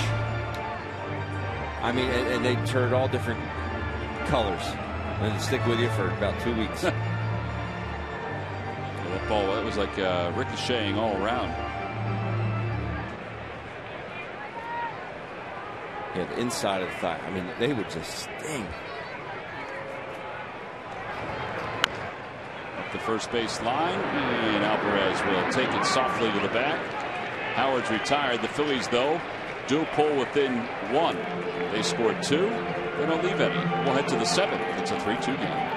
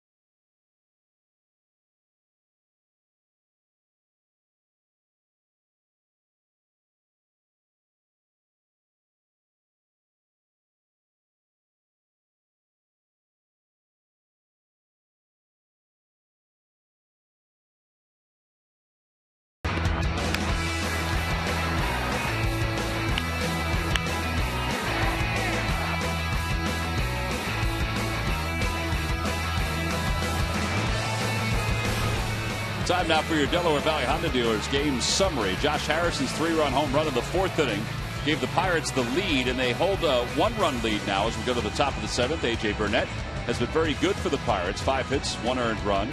Sean O'Sullivan, not bad through 5. He allows us the 3-run home run. That was it. Ben Revere, an RBI double. Andres Blanco, a double and a run scored. So now as we go to the top of the 7th, it'll be Luis Garcia, who's on to face Josh Harrison. 1 for 2 today. First pitch is up and in. 1 ball, no strikes. Garcia's numbers. He's had a very good first 16 games.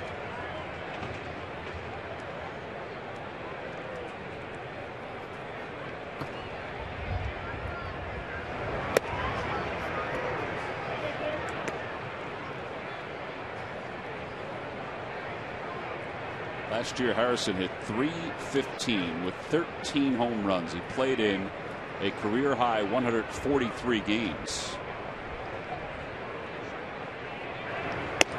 A lot of ways he saved their year because Pedro Alvarez was having so much trouble throwing over third base that Clint Hurdle was able to put Harrison over there, and he didn't miss a beat. In fact, they were better defensively, and Harrison hit for a high average from the top part of the order.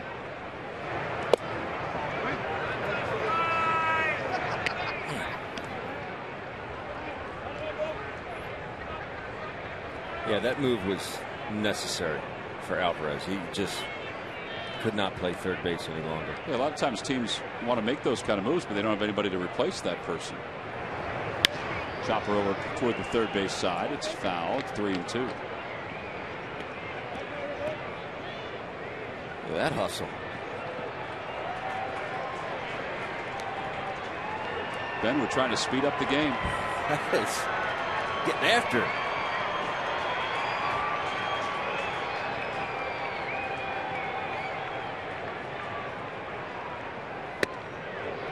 Harrison draws a leadoff walk.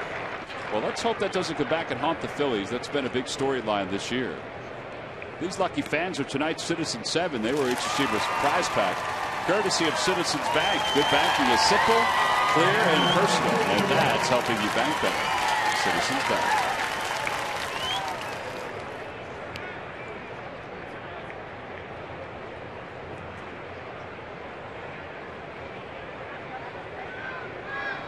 Cervelli is doubled. He's also grounded out.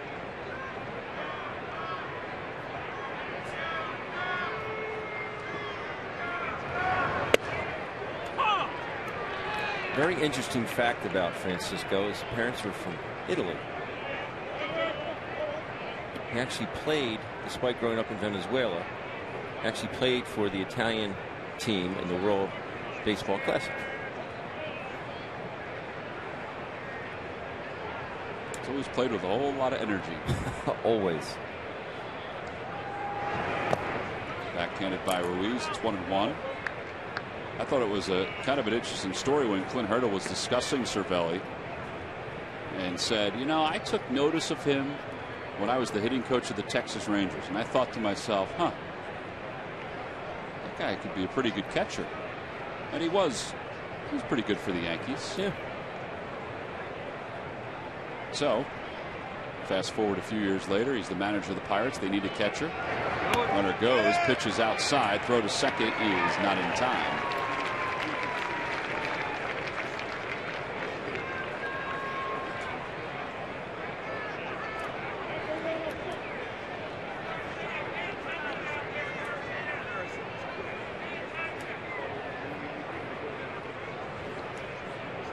Now a visit to the mound between Garcia and Ruiz. That leadoff walk is looking even more problematic now.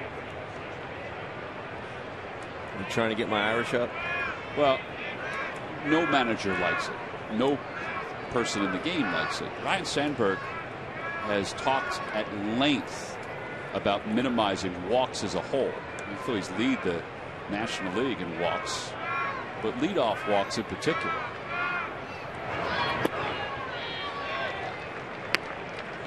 And statistically, a third of the time, if not more, they're going to score.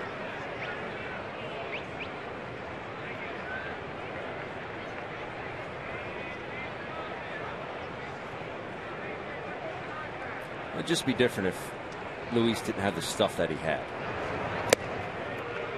Yeah, he's scuffling right now with his command. That's 2 walks now. And A.J. Burnett's going to come up. Here comes Bob McClure up the stairs just to have a conversation with Rhino.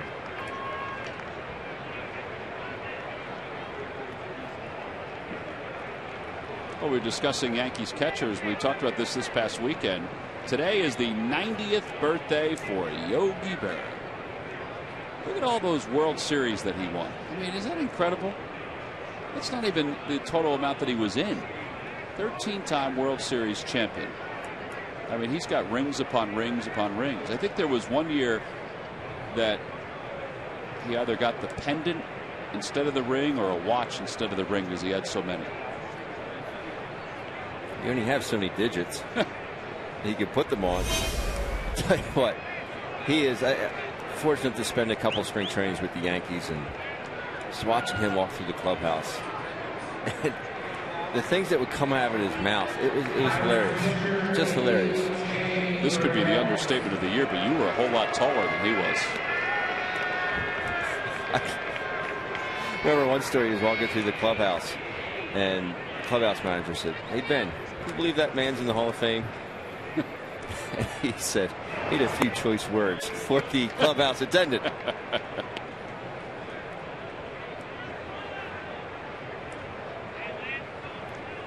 Well, they had a celebration up at his museum today up in Montclair, New Jersey.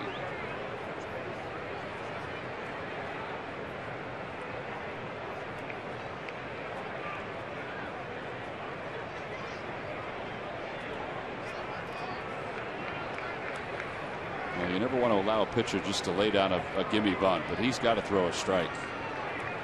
He's walked the leadoff batter, and then he's walked Cervelli to put runners on first and second.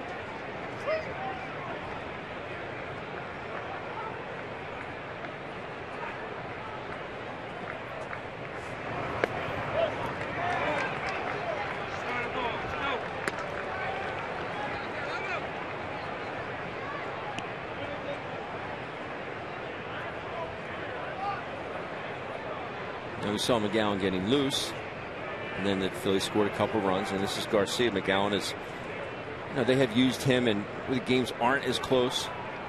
Garcia's been in there, and rightfully so. He's had some great numbers this year, and he comes in and. Oh man.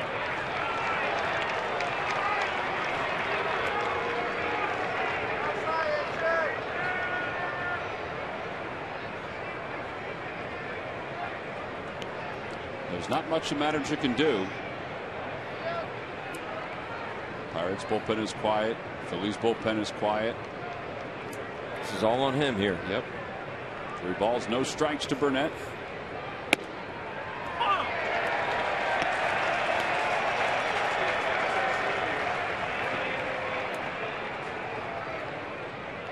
So funny, some of the reactions. Play, the one guy just pumped his fist. So some guy go, thank goodness.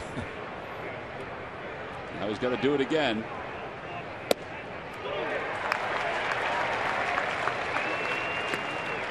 And you look at it here, all you have to do is throw another one. I'm telling you, I don't have enough faith in A.J. Burnett to get this bunt down. So you're thinking this could be a quick out. Maybe the next pitch you throw a double play ball, you're out of the inning. But you have to throw a strike here. And he bunts it toward third. Sacrifice is successful for Burnett. That's why I'm not a betting man, Tom. Tomorrow night at 5, Michael Barkett is joined by Phillies sports experts to talk Phillies, plus Eagles, Sixers, and Flyers offseason moves. Maybe the Sixers' new logo. Watch Phillies Sports Talk presented by Comcast Business on Comcast Sportsnet. There was a topic today. Michael had Mike Kern on and John Gonzalez. So here's Polanco with runners on second and third. Chase Utley looking into the dugout to see where they want him to play. I guess, yeah, you have to play the infield in at this point, don't you? Absolutely.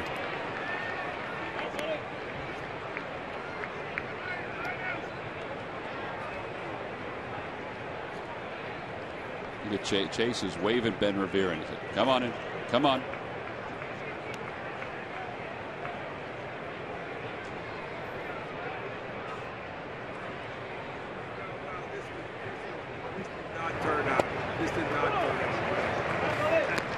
Harrison is fast, but he's not a burner.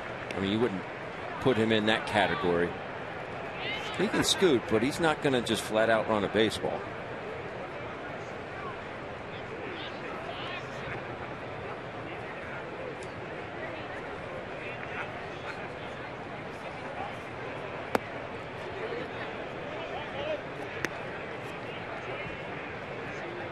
There you see that release, just herky-jerky.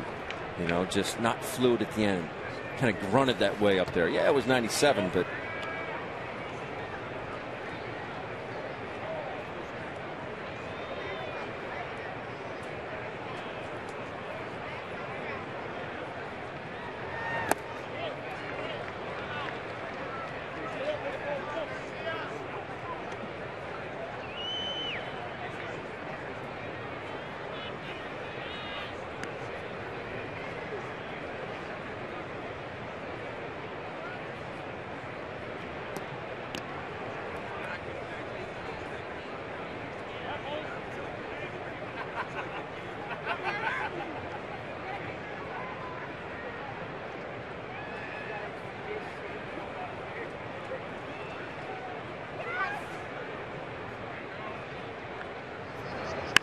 Line drive, base hit to left center field. That's going to score 2. Polanco on a 2-run single, and it's now a 5-2 ball game. So the 2-walk score, and still just one man down here in the 7th inning.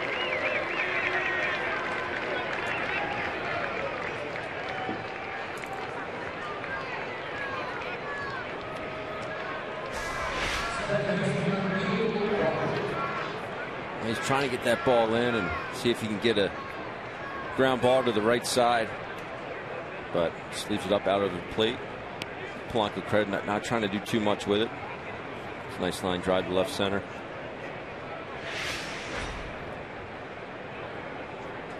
Walker is 1 for 3. Grounded out his last time up to Howard at first.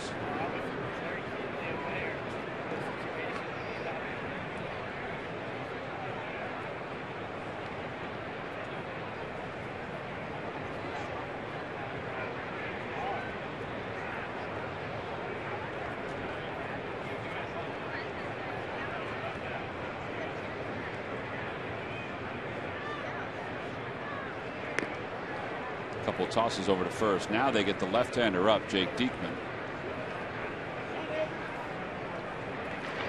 I see no reason why Polanco would not be running. The Phillies really haven't had an answer to their running game.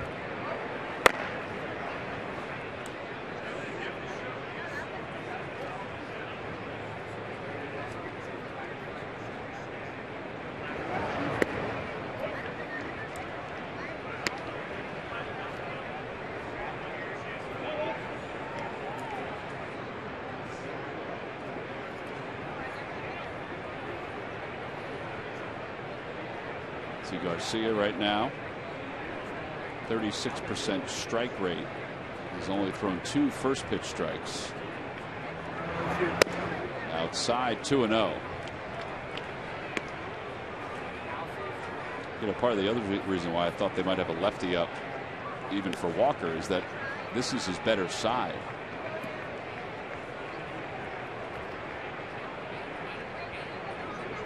But Garcia has been a guy that can get lefties and righties out this year.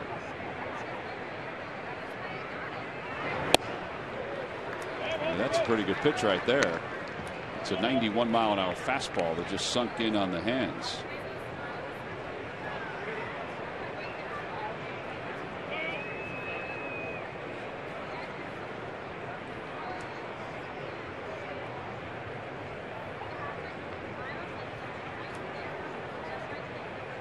Goes, pitches hit toward third. Nice play by Hernandez.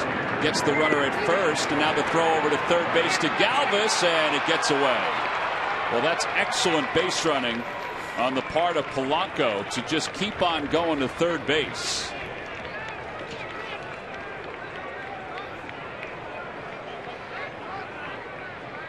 I think if Freddie, I was thinking that too. Freddie keeps on going. If he holds on to that ball, I think Polanco was off the bag enough where he could have tagged him out.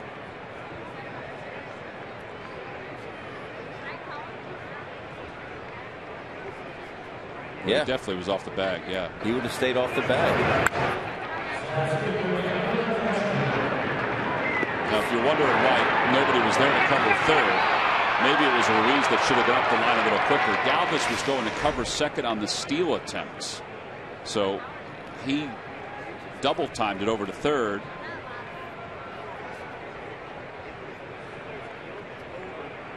Here's Andrew McCutchen, who's 1 for 3.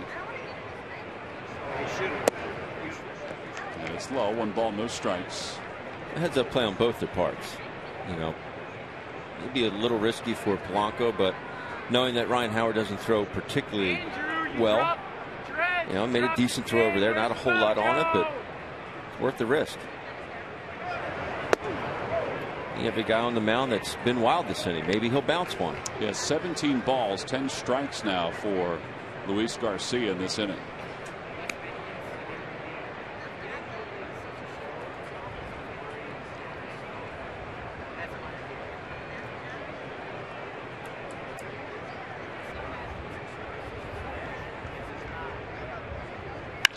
And a high fly ball deep to left center field.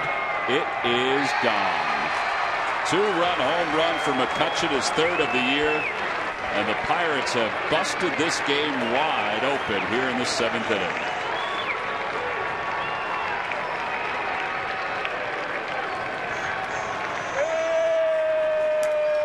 Well, it sounded like a home run off the bat. It all was dependent on the way the wind was blowing, whether it would have eventually gotten out of here. But look at this location. And that ball is center cut. Belt high. You see McCutchen really buggy whip that bat through the zone. Now Starling Marte. Foul tip, 0-1.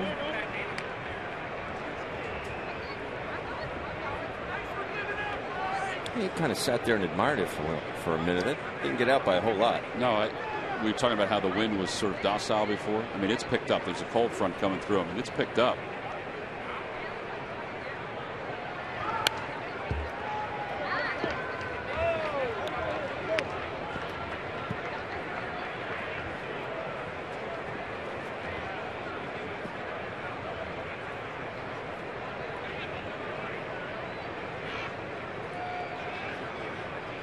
Four-run seventh inning. Not much you could do if you're the manager in this position.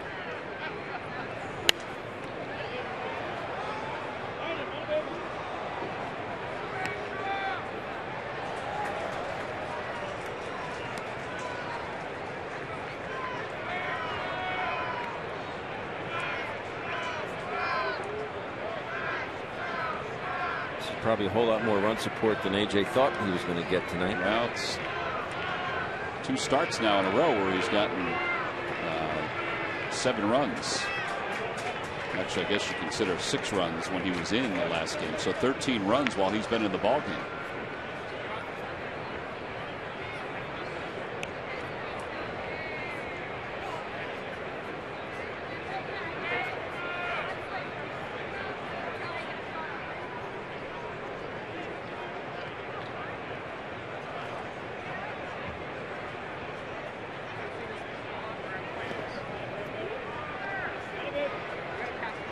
AJ's been sitting for a while, but he'll take it. It was a sacrifice bunt that put 2 runners in scoring position and set up the 2-run single by Gregory Polanco.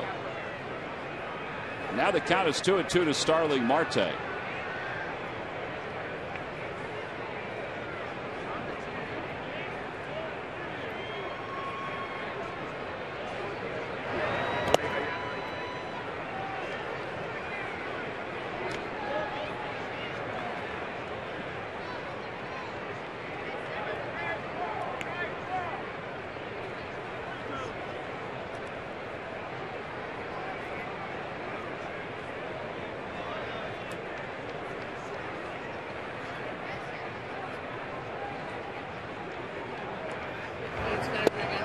Strikeout to wrap up the top of the 7th inning, but 7 men come to the plate in the inning. 35 pitches for Garcia, 4 extra runs for the Pirates. Time to stretch here in Philadelphia.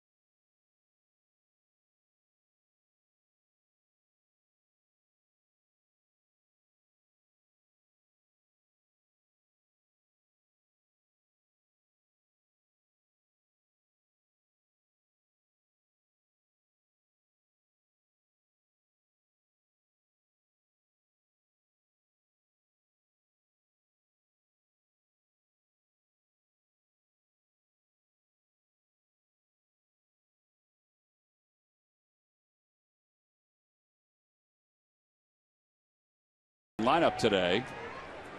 And play left field for the Iron Pigs. We go to the bottom of the 7th inning. Jeff Francoeur leads it off, and he takes a strike. It's 0-1. By the way, we were talking about leadoff walks. So far, 28 times this year, counting tonight, that the Phillies have issued a leadoff walk.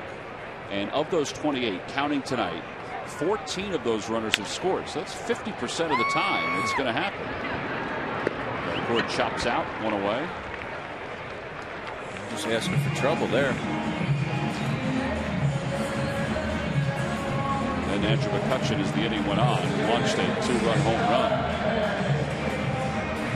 Josh Harrison, he was the guy that led off with the walk. Came around to score.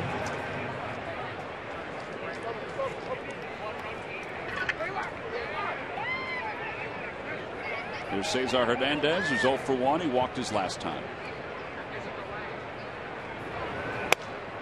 No balls and 1 strike.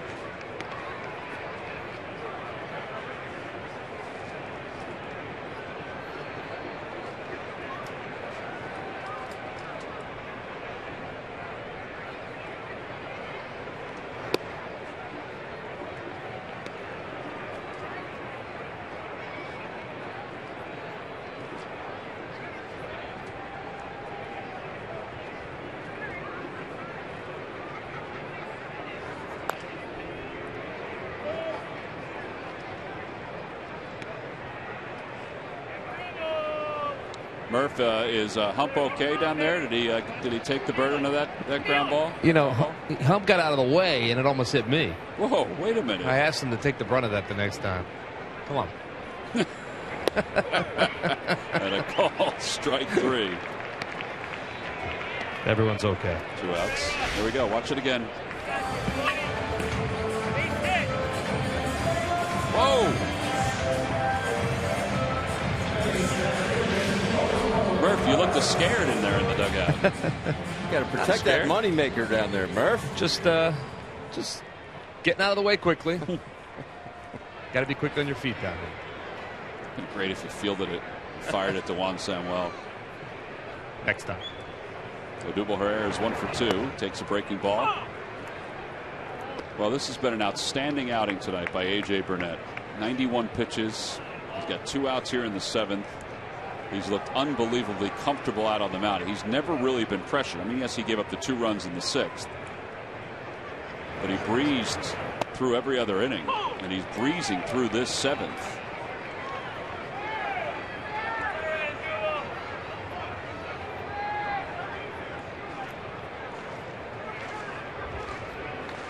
Effortless. I mean, I don't see him exerting a whole lot of effort out there. And the line drive base hit to right field, so Odubel has his 2nd hit of the night. Looks like this swing may be back on track. W.B. Mason is this season's breakout facilities maintenance player, specializing in all your cleaning needs. W.B. Mason also provides a full selection of 3M safety products that can't be struck out. Who but W.B. Mason? Here's Carlos, who lined into a double play his last time up, singled his first time.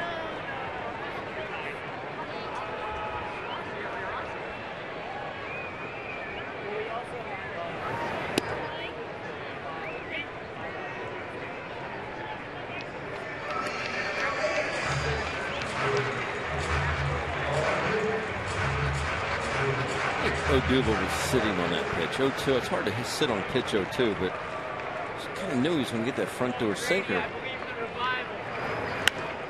Fly ball, shallow right, and Polanco says he has it. And the 7th inning is over for the Phils. No runs, 1 hit, and 1 man left. We're on to the 8th inning. Phillies trail at 7-2.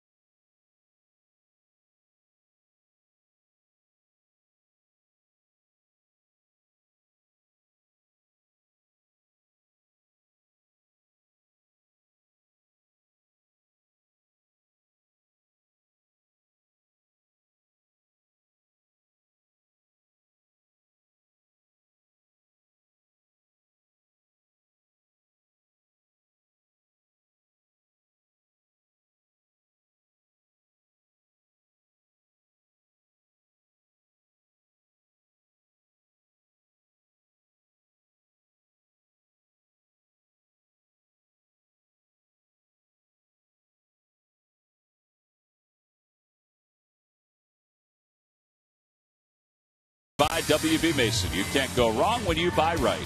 By the Pennsylvania Lottery, benefits older Pennsylvanians every day. And by Nissan. Choose Nissan today for great offers on our most exciting lineup ever. Shop Nissan.com. Well, it is a beautiful night at Center City, and he carried over here to Citizens Bank Park. We've been very fortunate weather-wise here in 2015. Phillies trail it, though, 7-2. Here's Ken Giles. He hasn't worked in a couple of days because the Phillies, well, they've lost 3 straight, and they're trailing here tonight. So they've got to get Giles and maybe even Papelbon some work. Giles 1-1, an ERA of 0.68.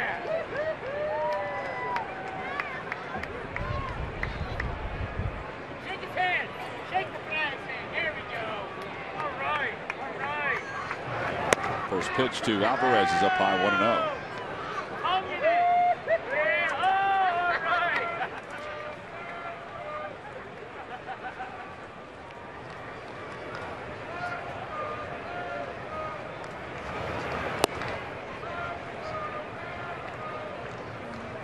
A.J. Burnett's got the sweatshirt on in the dugout. He's being congratulated by his teammates.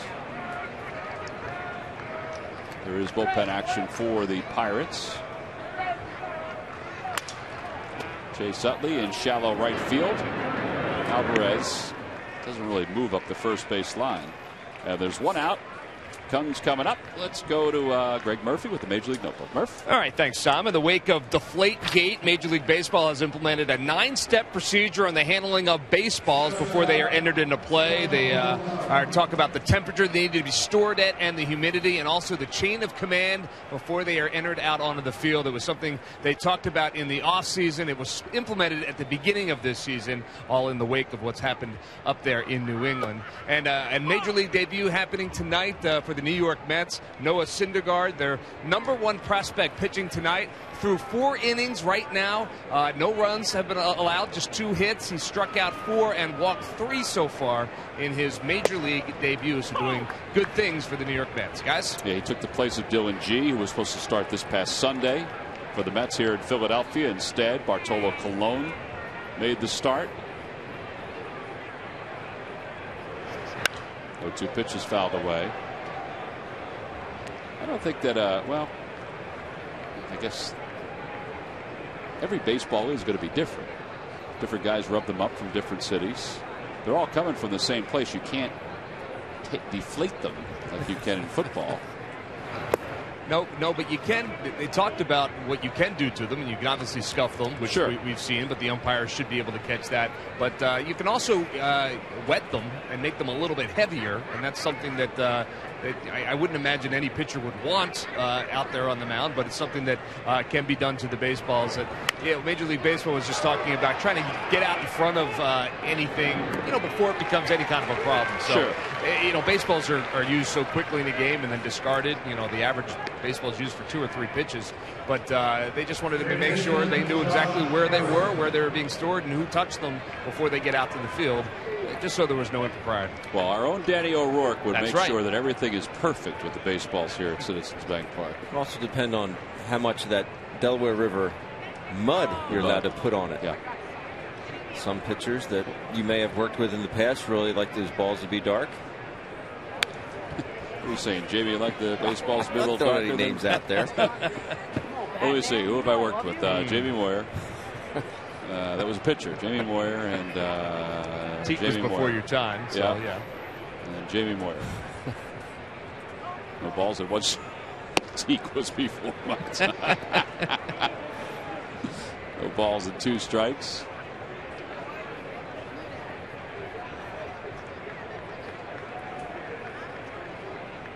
Harrison has scored 2 runs tonight. He's also hit a 3-run home run. And he pops that one up behind home plate. Ruiz off with the mask and out of room.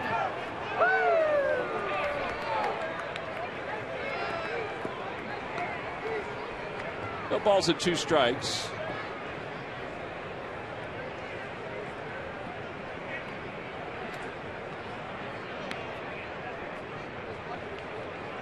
In Colorado, they have to keep it in the humidor, correct? Right. I mean, that's really the biggest place where things could be adjusted to help the home team. I mean, you pitched. I mean, I know the minor leagues are different, but you pitched. I mean, there was probably nights you're like, man, this ball's got too much dirt on it, or this ball doesn't have enough dirt on it. It hasn't been rubbed up enough. Yeah, I mean, I know for a fact I'd be back there catching, and some games, these balls, I could always throw like a dry cutter, like a ball that's right out of the box. You hold it on the horseshoe, no seams, and you could just make a ball sail. In some games, I would throw them back to the pitcher, and it seemed like every ball cut. I'm looking at these balls, are like brand new, like right out of the wrapper. Other times you get these balls, and it's like playing in a closet. It's so dark. Foul tip. Harrison struck out. 1-2-3 inning for Kenny Giles. And for the Phillies pitchers, that's their third 1-2-3 inning of the night. Middle of the eighth, Phils trail at 7-2.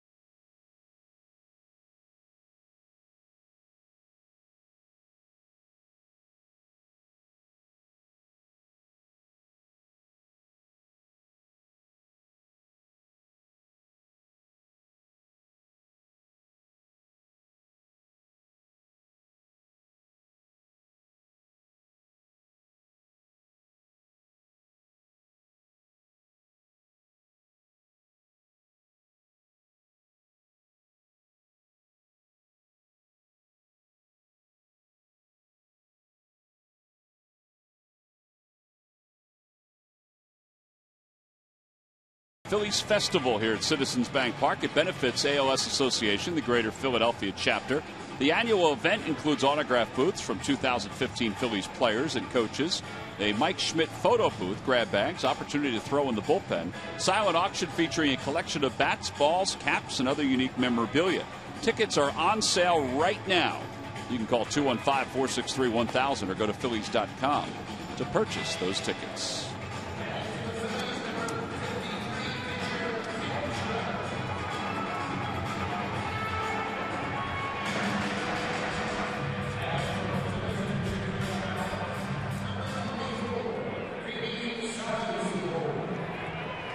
Rob Scahill is the new pitcher for the Pirates. 1-2 with a 0.68 ERA. Sean Rodriguez takes over at first base for Pittsburgh. He'll bat ninth. Grady Sizemore will pinch hit for Giles. Papelbon is loosening in the pen.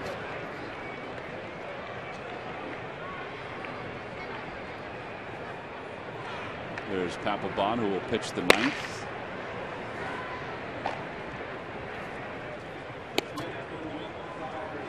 Five pitches for A.J. Burnett. He's become the first Pirates starter since Bob Walk in 1988. Now, Bob's in the ballpark tonight.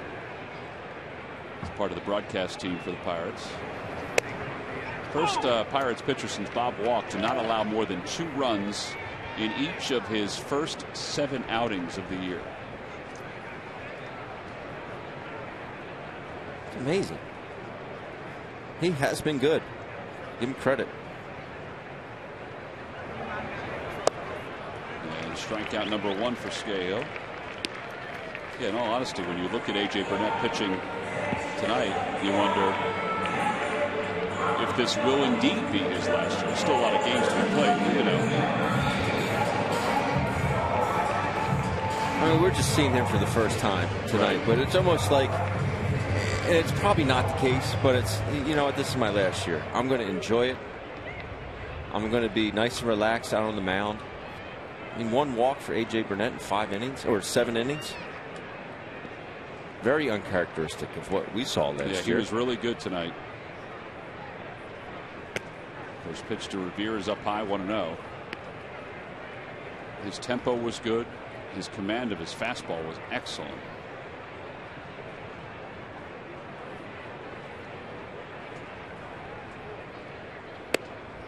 But Revere takes a strike. It's 1 ball, 1 strike. It'll be Revere, then Freddie Galvis here in the bottom of the 8th inning. Time winding down for the Phillies as they trail it by 5.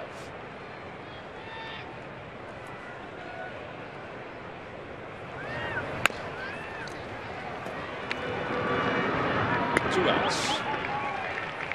Well, earlier today, over at Phil Abundance, which isn't too far from the ballpark, the Phillies ball girls, a number of volunteers from Citizens Bank and from the Phillies front office were part of the Fans Feeding Families kickoff events. That is a $40,000 check that was presented by Citizens Bank President Dan Fitzpatrick. Ryan Sandberg was there, his wife Margaret, who's standing next to the Fanatic. They are the spokespeople from a Phillies standpoint for the Fans Feeding Families program. Just a great event every single year. Roy Halladay was part of that in the Halladay Family Foundation when Doc was here, and it's nice to see that Rhino and Margaret are sort of taking the responsibility over here with the Phillies family. And the folks at Citizens Bank, well, I mean, they just do unbelievable work, not only within the community but also here at the ballpark. The $40,000 grant will be to support Phil Abundance's Kids Bites initiative, which provides nutritious food directly to children in need. And boy, could we use more of that. You talk about a great cause. I mean, that is.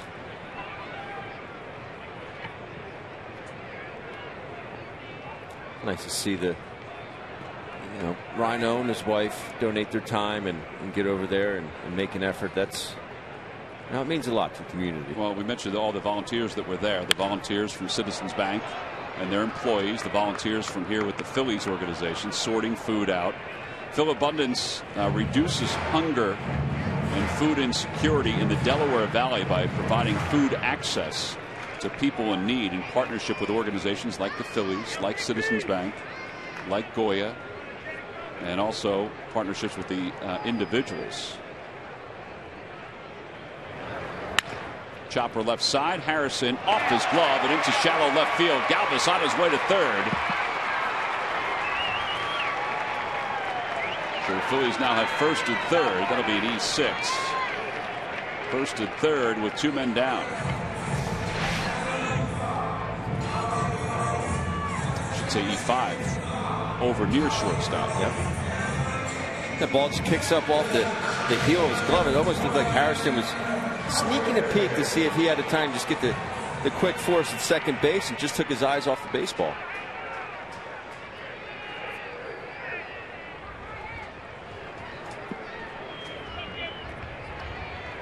Here's Ryan Howard. Howard is 0 for 3 tonight.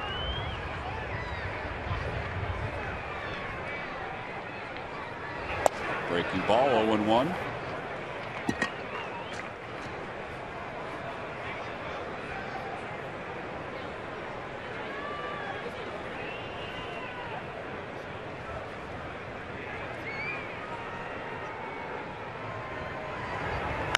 Chopper over to first, and Rodriguez right near the bag. And the Phillies are retired here in the 8th inning. No runs, 1 hit, 2 men left. There was 1 Pirates error to the 9th inning, with the Phillies trailing at 7-2.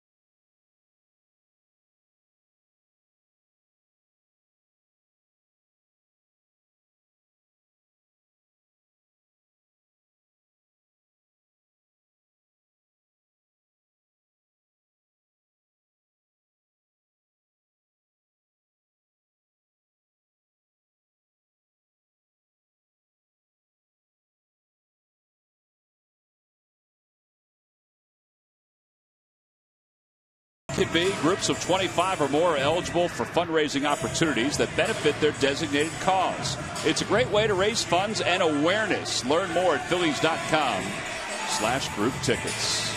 Well, with Ben Davis and Greg Murphy, I'm Tom McCarthy here at Citizens Bank Park. Crowd of a little more than 20,000 on hand tonight. Jewish Heritage celebration here at the ballpark. Tomorrow, Cole Hamels will be on the mound for the Phillies. Game 3 of this series. Jonathan Papelbon will be the new pitcher for the Phils as we go to the 9th inning. Papelbon still with 6 saves, still tied with Jose Mesa for the most saves in Phillies franchise history. Trying to get some work here. The Phillies have lost 3 straight. Tonight would be 4 in a row, so not an opportunity for him to pick up another save. So get him some work. And maybe tomorrow he can get that record. I'll tell you what, not too many positives out of last night or tonight's game. There's been a couple. One was Kenny Giles tonight. He looked great. Getting that velocity back up. I'll be the first one to tell you, Tom, I was worried sick about his velocity. And I know it was early, it was cold. But seeing him in that Mets series, hit 99. Oh, that was the best he's looked this year. So, you know, there is a difference between 94, 95 and 100. It's a big difference. And seeing that velocity get back up there, seeing that, you know, he's had that slider all year. But that's a big plus for me. Cervelli is 1 for 2.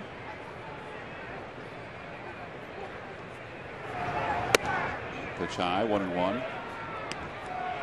I know as Papelbon gets closer or gets into a game where he can pick up that save that would give him the franchise record, there'll be a number of things that we can talk about when it comes to that milestone, that second milestone for him. He said the other day when he and I were talking outside the dugout, he said, you know, I hope people realize how sincere I am when I say that I would trade it all for a championship.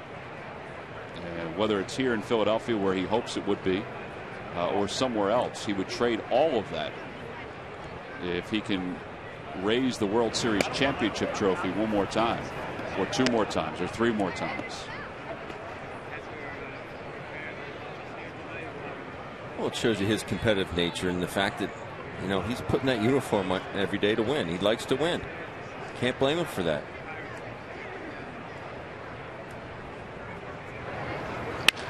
Out toward left center field. Revere won't get it. It's going to go to the wall. And Cervelli's on his way to second base, and he'll stop there with his second double of the night. And 6 doubles on the year.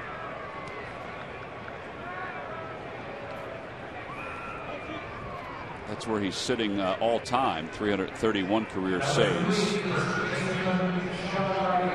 10 behind Raleigh Fingers. I know they haven't kept that save category for the entire length of Major League Baseball's history, but he's going to eventually get into that top 10. Yeah.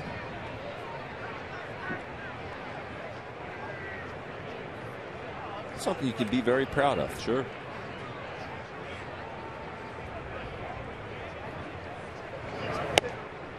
Sean Rodriguez takes a cut at the first pitch. It's 0-1.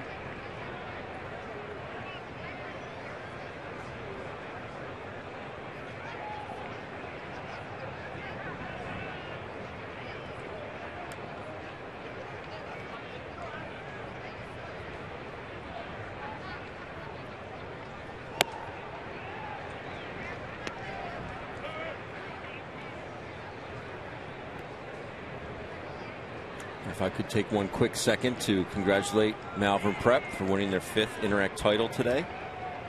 Big thrill for the team and the school. So, how many did they win when you were there? I don't think we won any. What?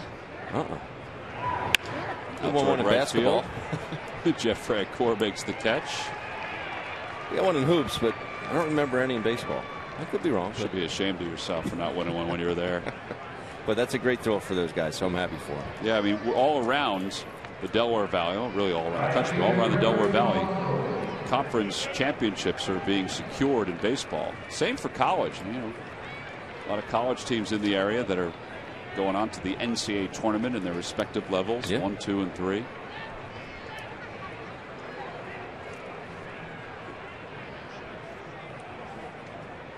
Here's Gregory Polanco, who had a 2-run single his last time up the opposite way.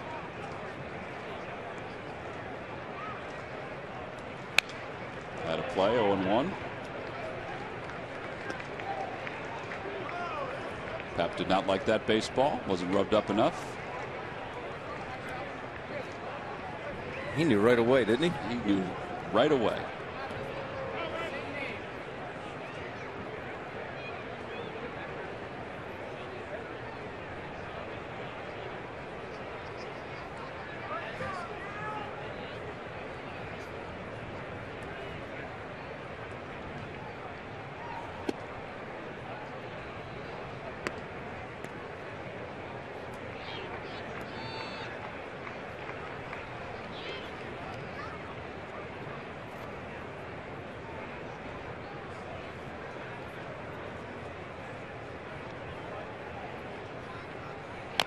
Off the plate, Papelbon quickly gets it. Woo! And there are 2 outs. Just had a train wreck going down first base there. Smart play by him because he's going to give me an out. I might as well take it. I'll get the second out of the inning. I mean, that literally went off the plate. Now I'm wondering if Polanco keeps going right here, would that be interference on Papelbon? I mean, Polanco stops. Well, the fielder has the right to make the play. Then the answer is no. But is he allowed to hit him or run him over?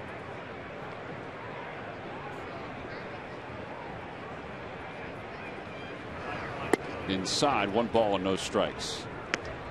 You know, that's a good question. It's a gray area, but you know, well, he has every right to get to first base, doesn't he? Yeah, he does.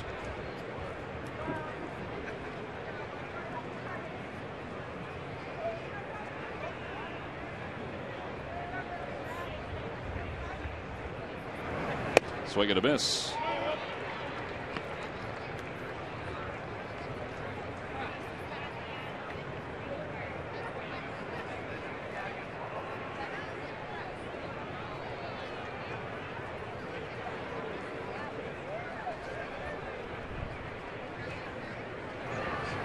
Outside. So at a Major League scoreboard, the Cubs on a Starlin Castro RBI double have taken the lead. It's 1-0 in the bottom of the 6th. Noah Syndergaard gave up that run.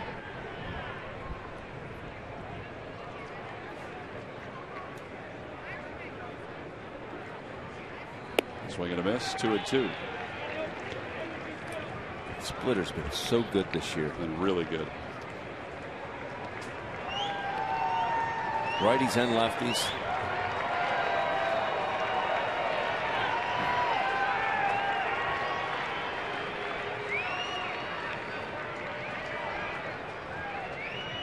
Swing and a miss. 93 on that fastball, and the side is retired. No runs, 1 hit, and 1 man left. Last chance for the Phillies when we return, down 7-2.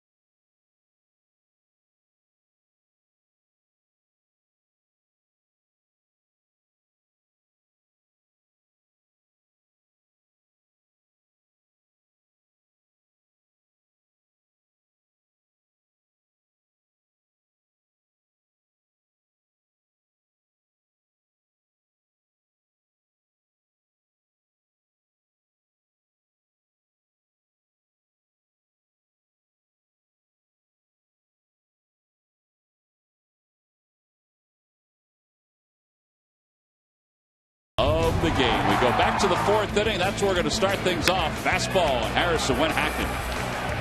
Gets a fastball up. Supposed to be down and in, sinker down and in.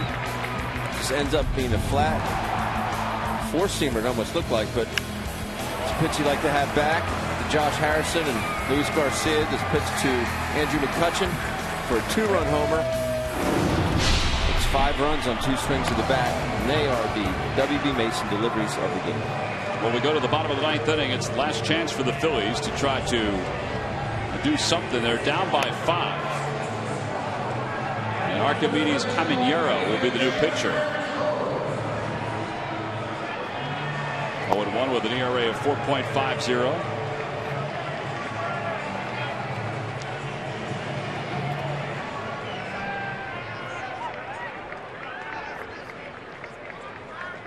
And he will face Jeff Francoeur to start things off.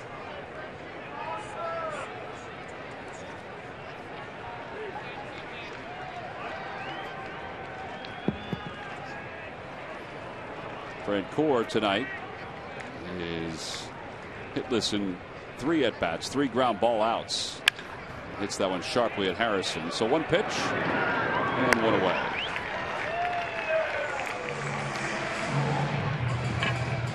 Win tonight, the Pirates will get over the 500 mark. Update from Wrigley Field, and the Cubs now lead at 3-0. Chris Coghlan, but he's been struggling offensively. 2-run home run against Noah Syndergaard.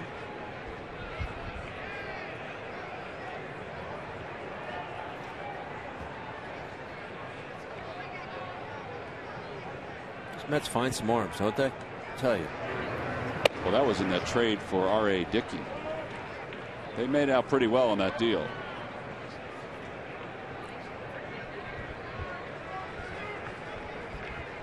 One ball, no strikes to Cesar Hernandez. And he lines that one in the left center field alleyway, and it's going to go all the way toward the warning track. Cut off by Marte, and Hernandez is at second base. With his first hit of the night, a 1-out double. Don't forget, coming up after the ballgame, Marlon Anderson will give his analysis of tonight's Phillies-Pirates matchup. Only on Pure Auto Insurance presents Phillies Postgame Live. Swing there by Caesar. Very good swing.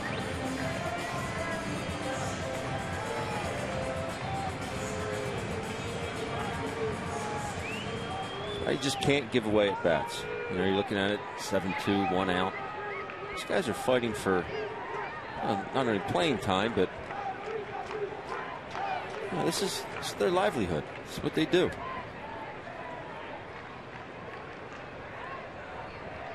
Odubel Herrera has singled twice tonight. Takes strike 1. It's 0-1. 101. Yeah, he was bringing it in spring training. And the gun, it didn't have 100 when we saw him, but he was firing it.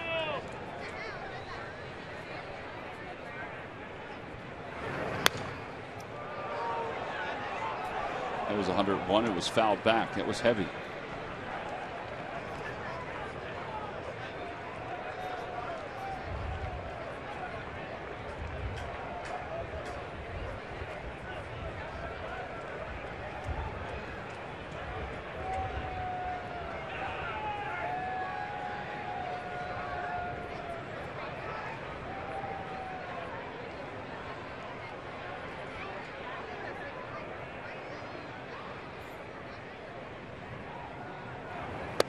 Got him with some high heat, and there are 2 outs. This guy is blazing fastball.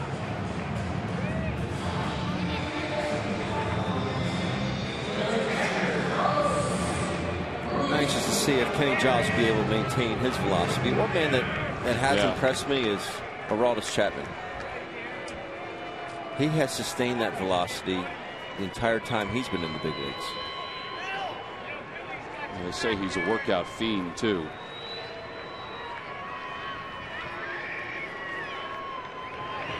Outside.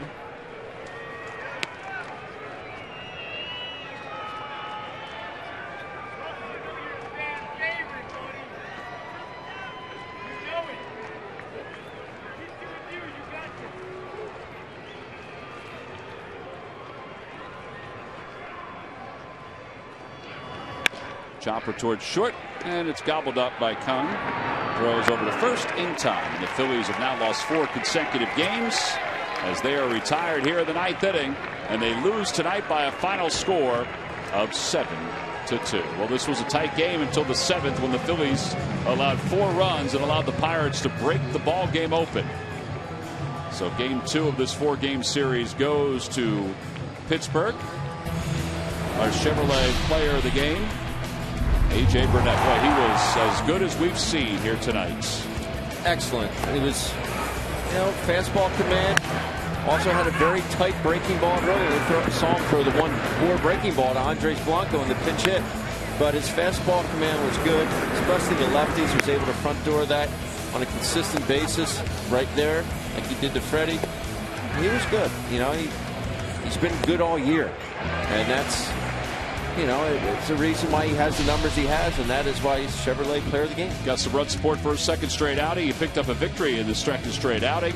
The Pirates beat the Phils 7-2. We'll be back to wrap it up right after this.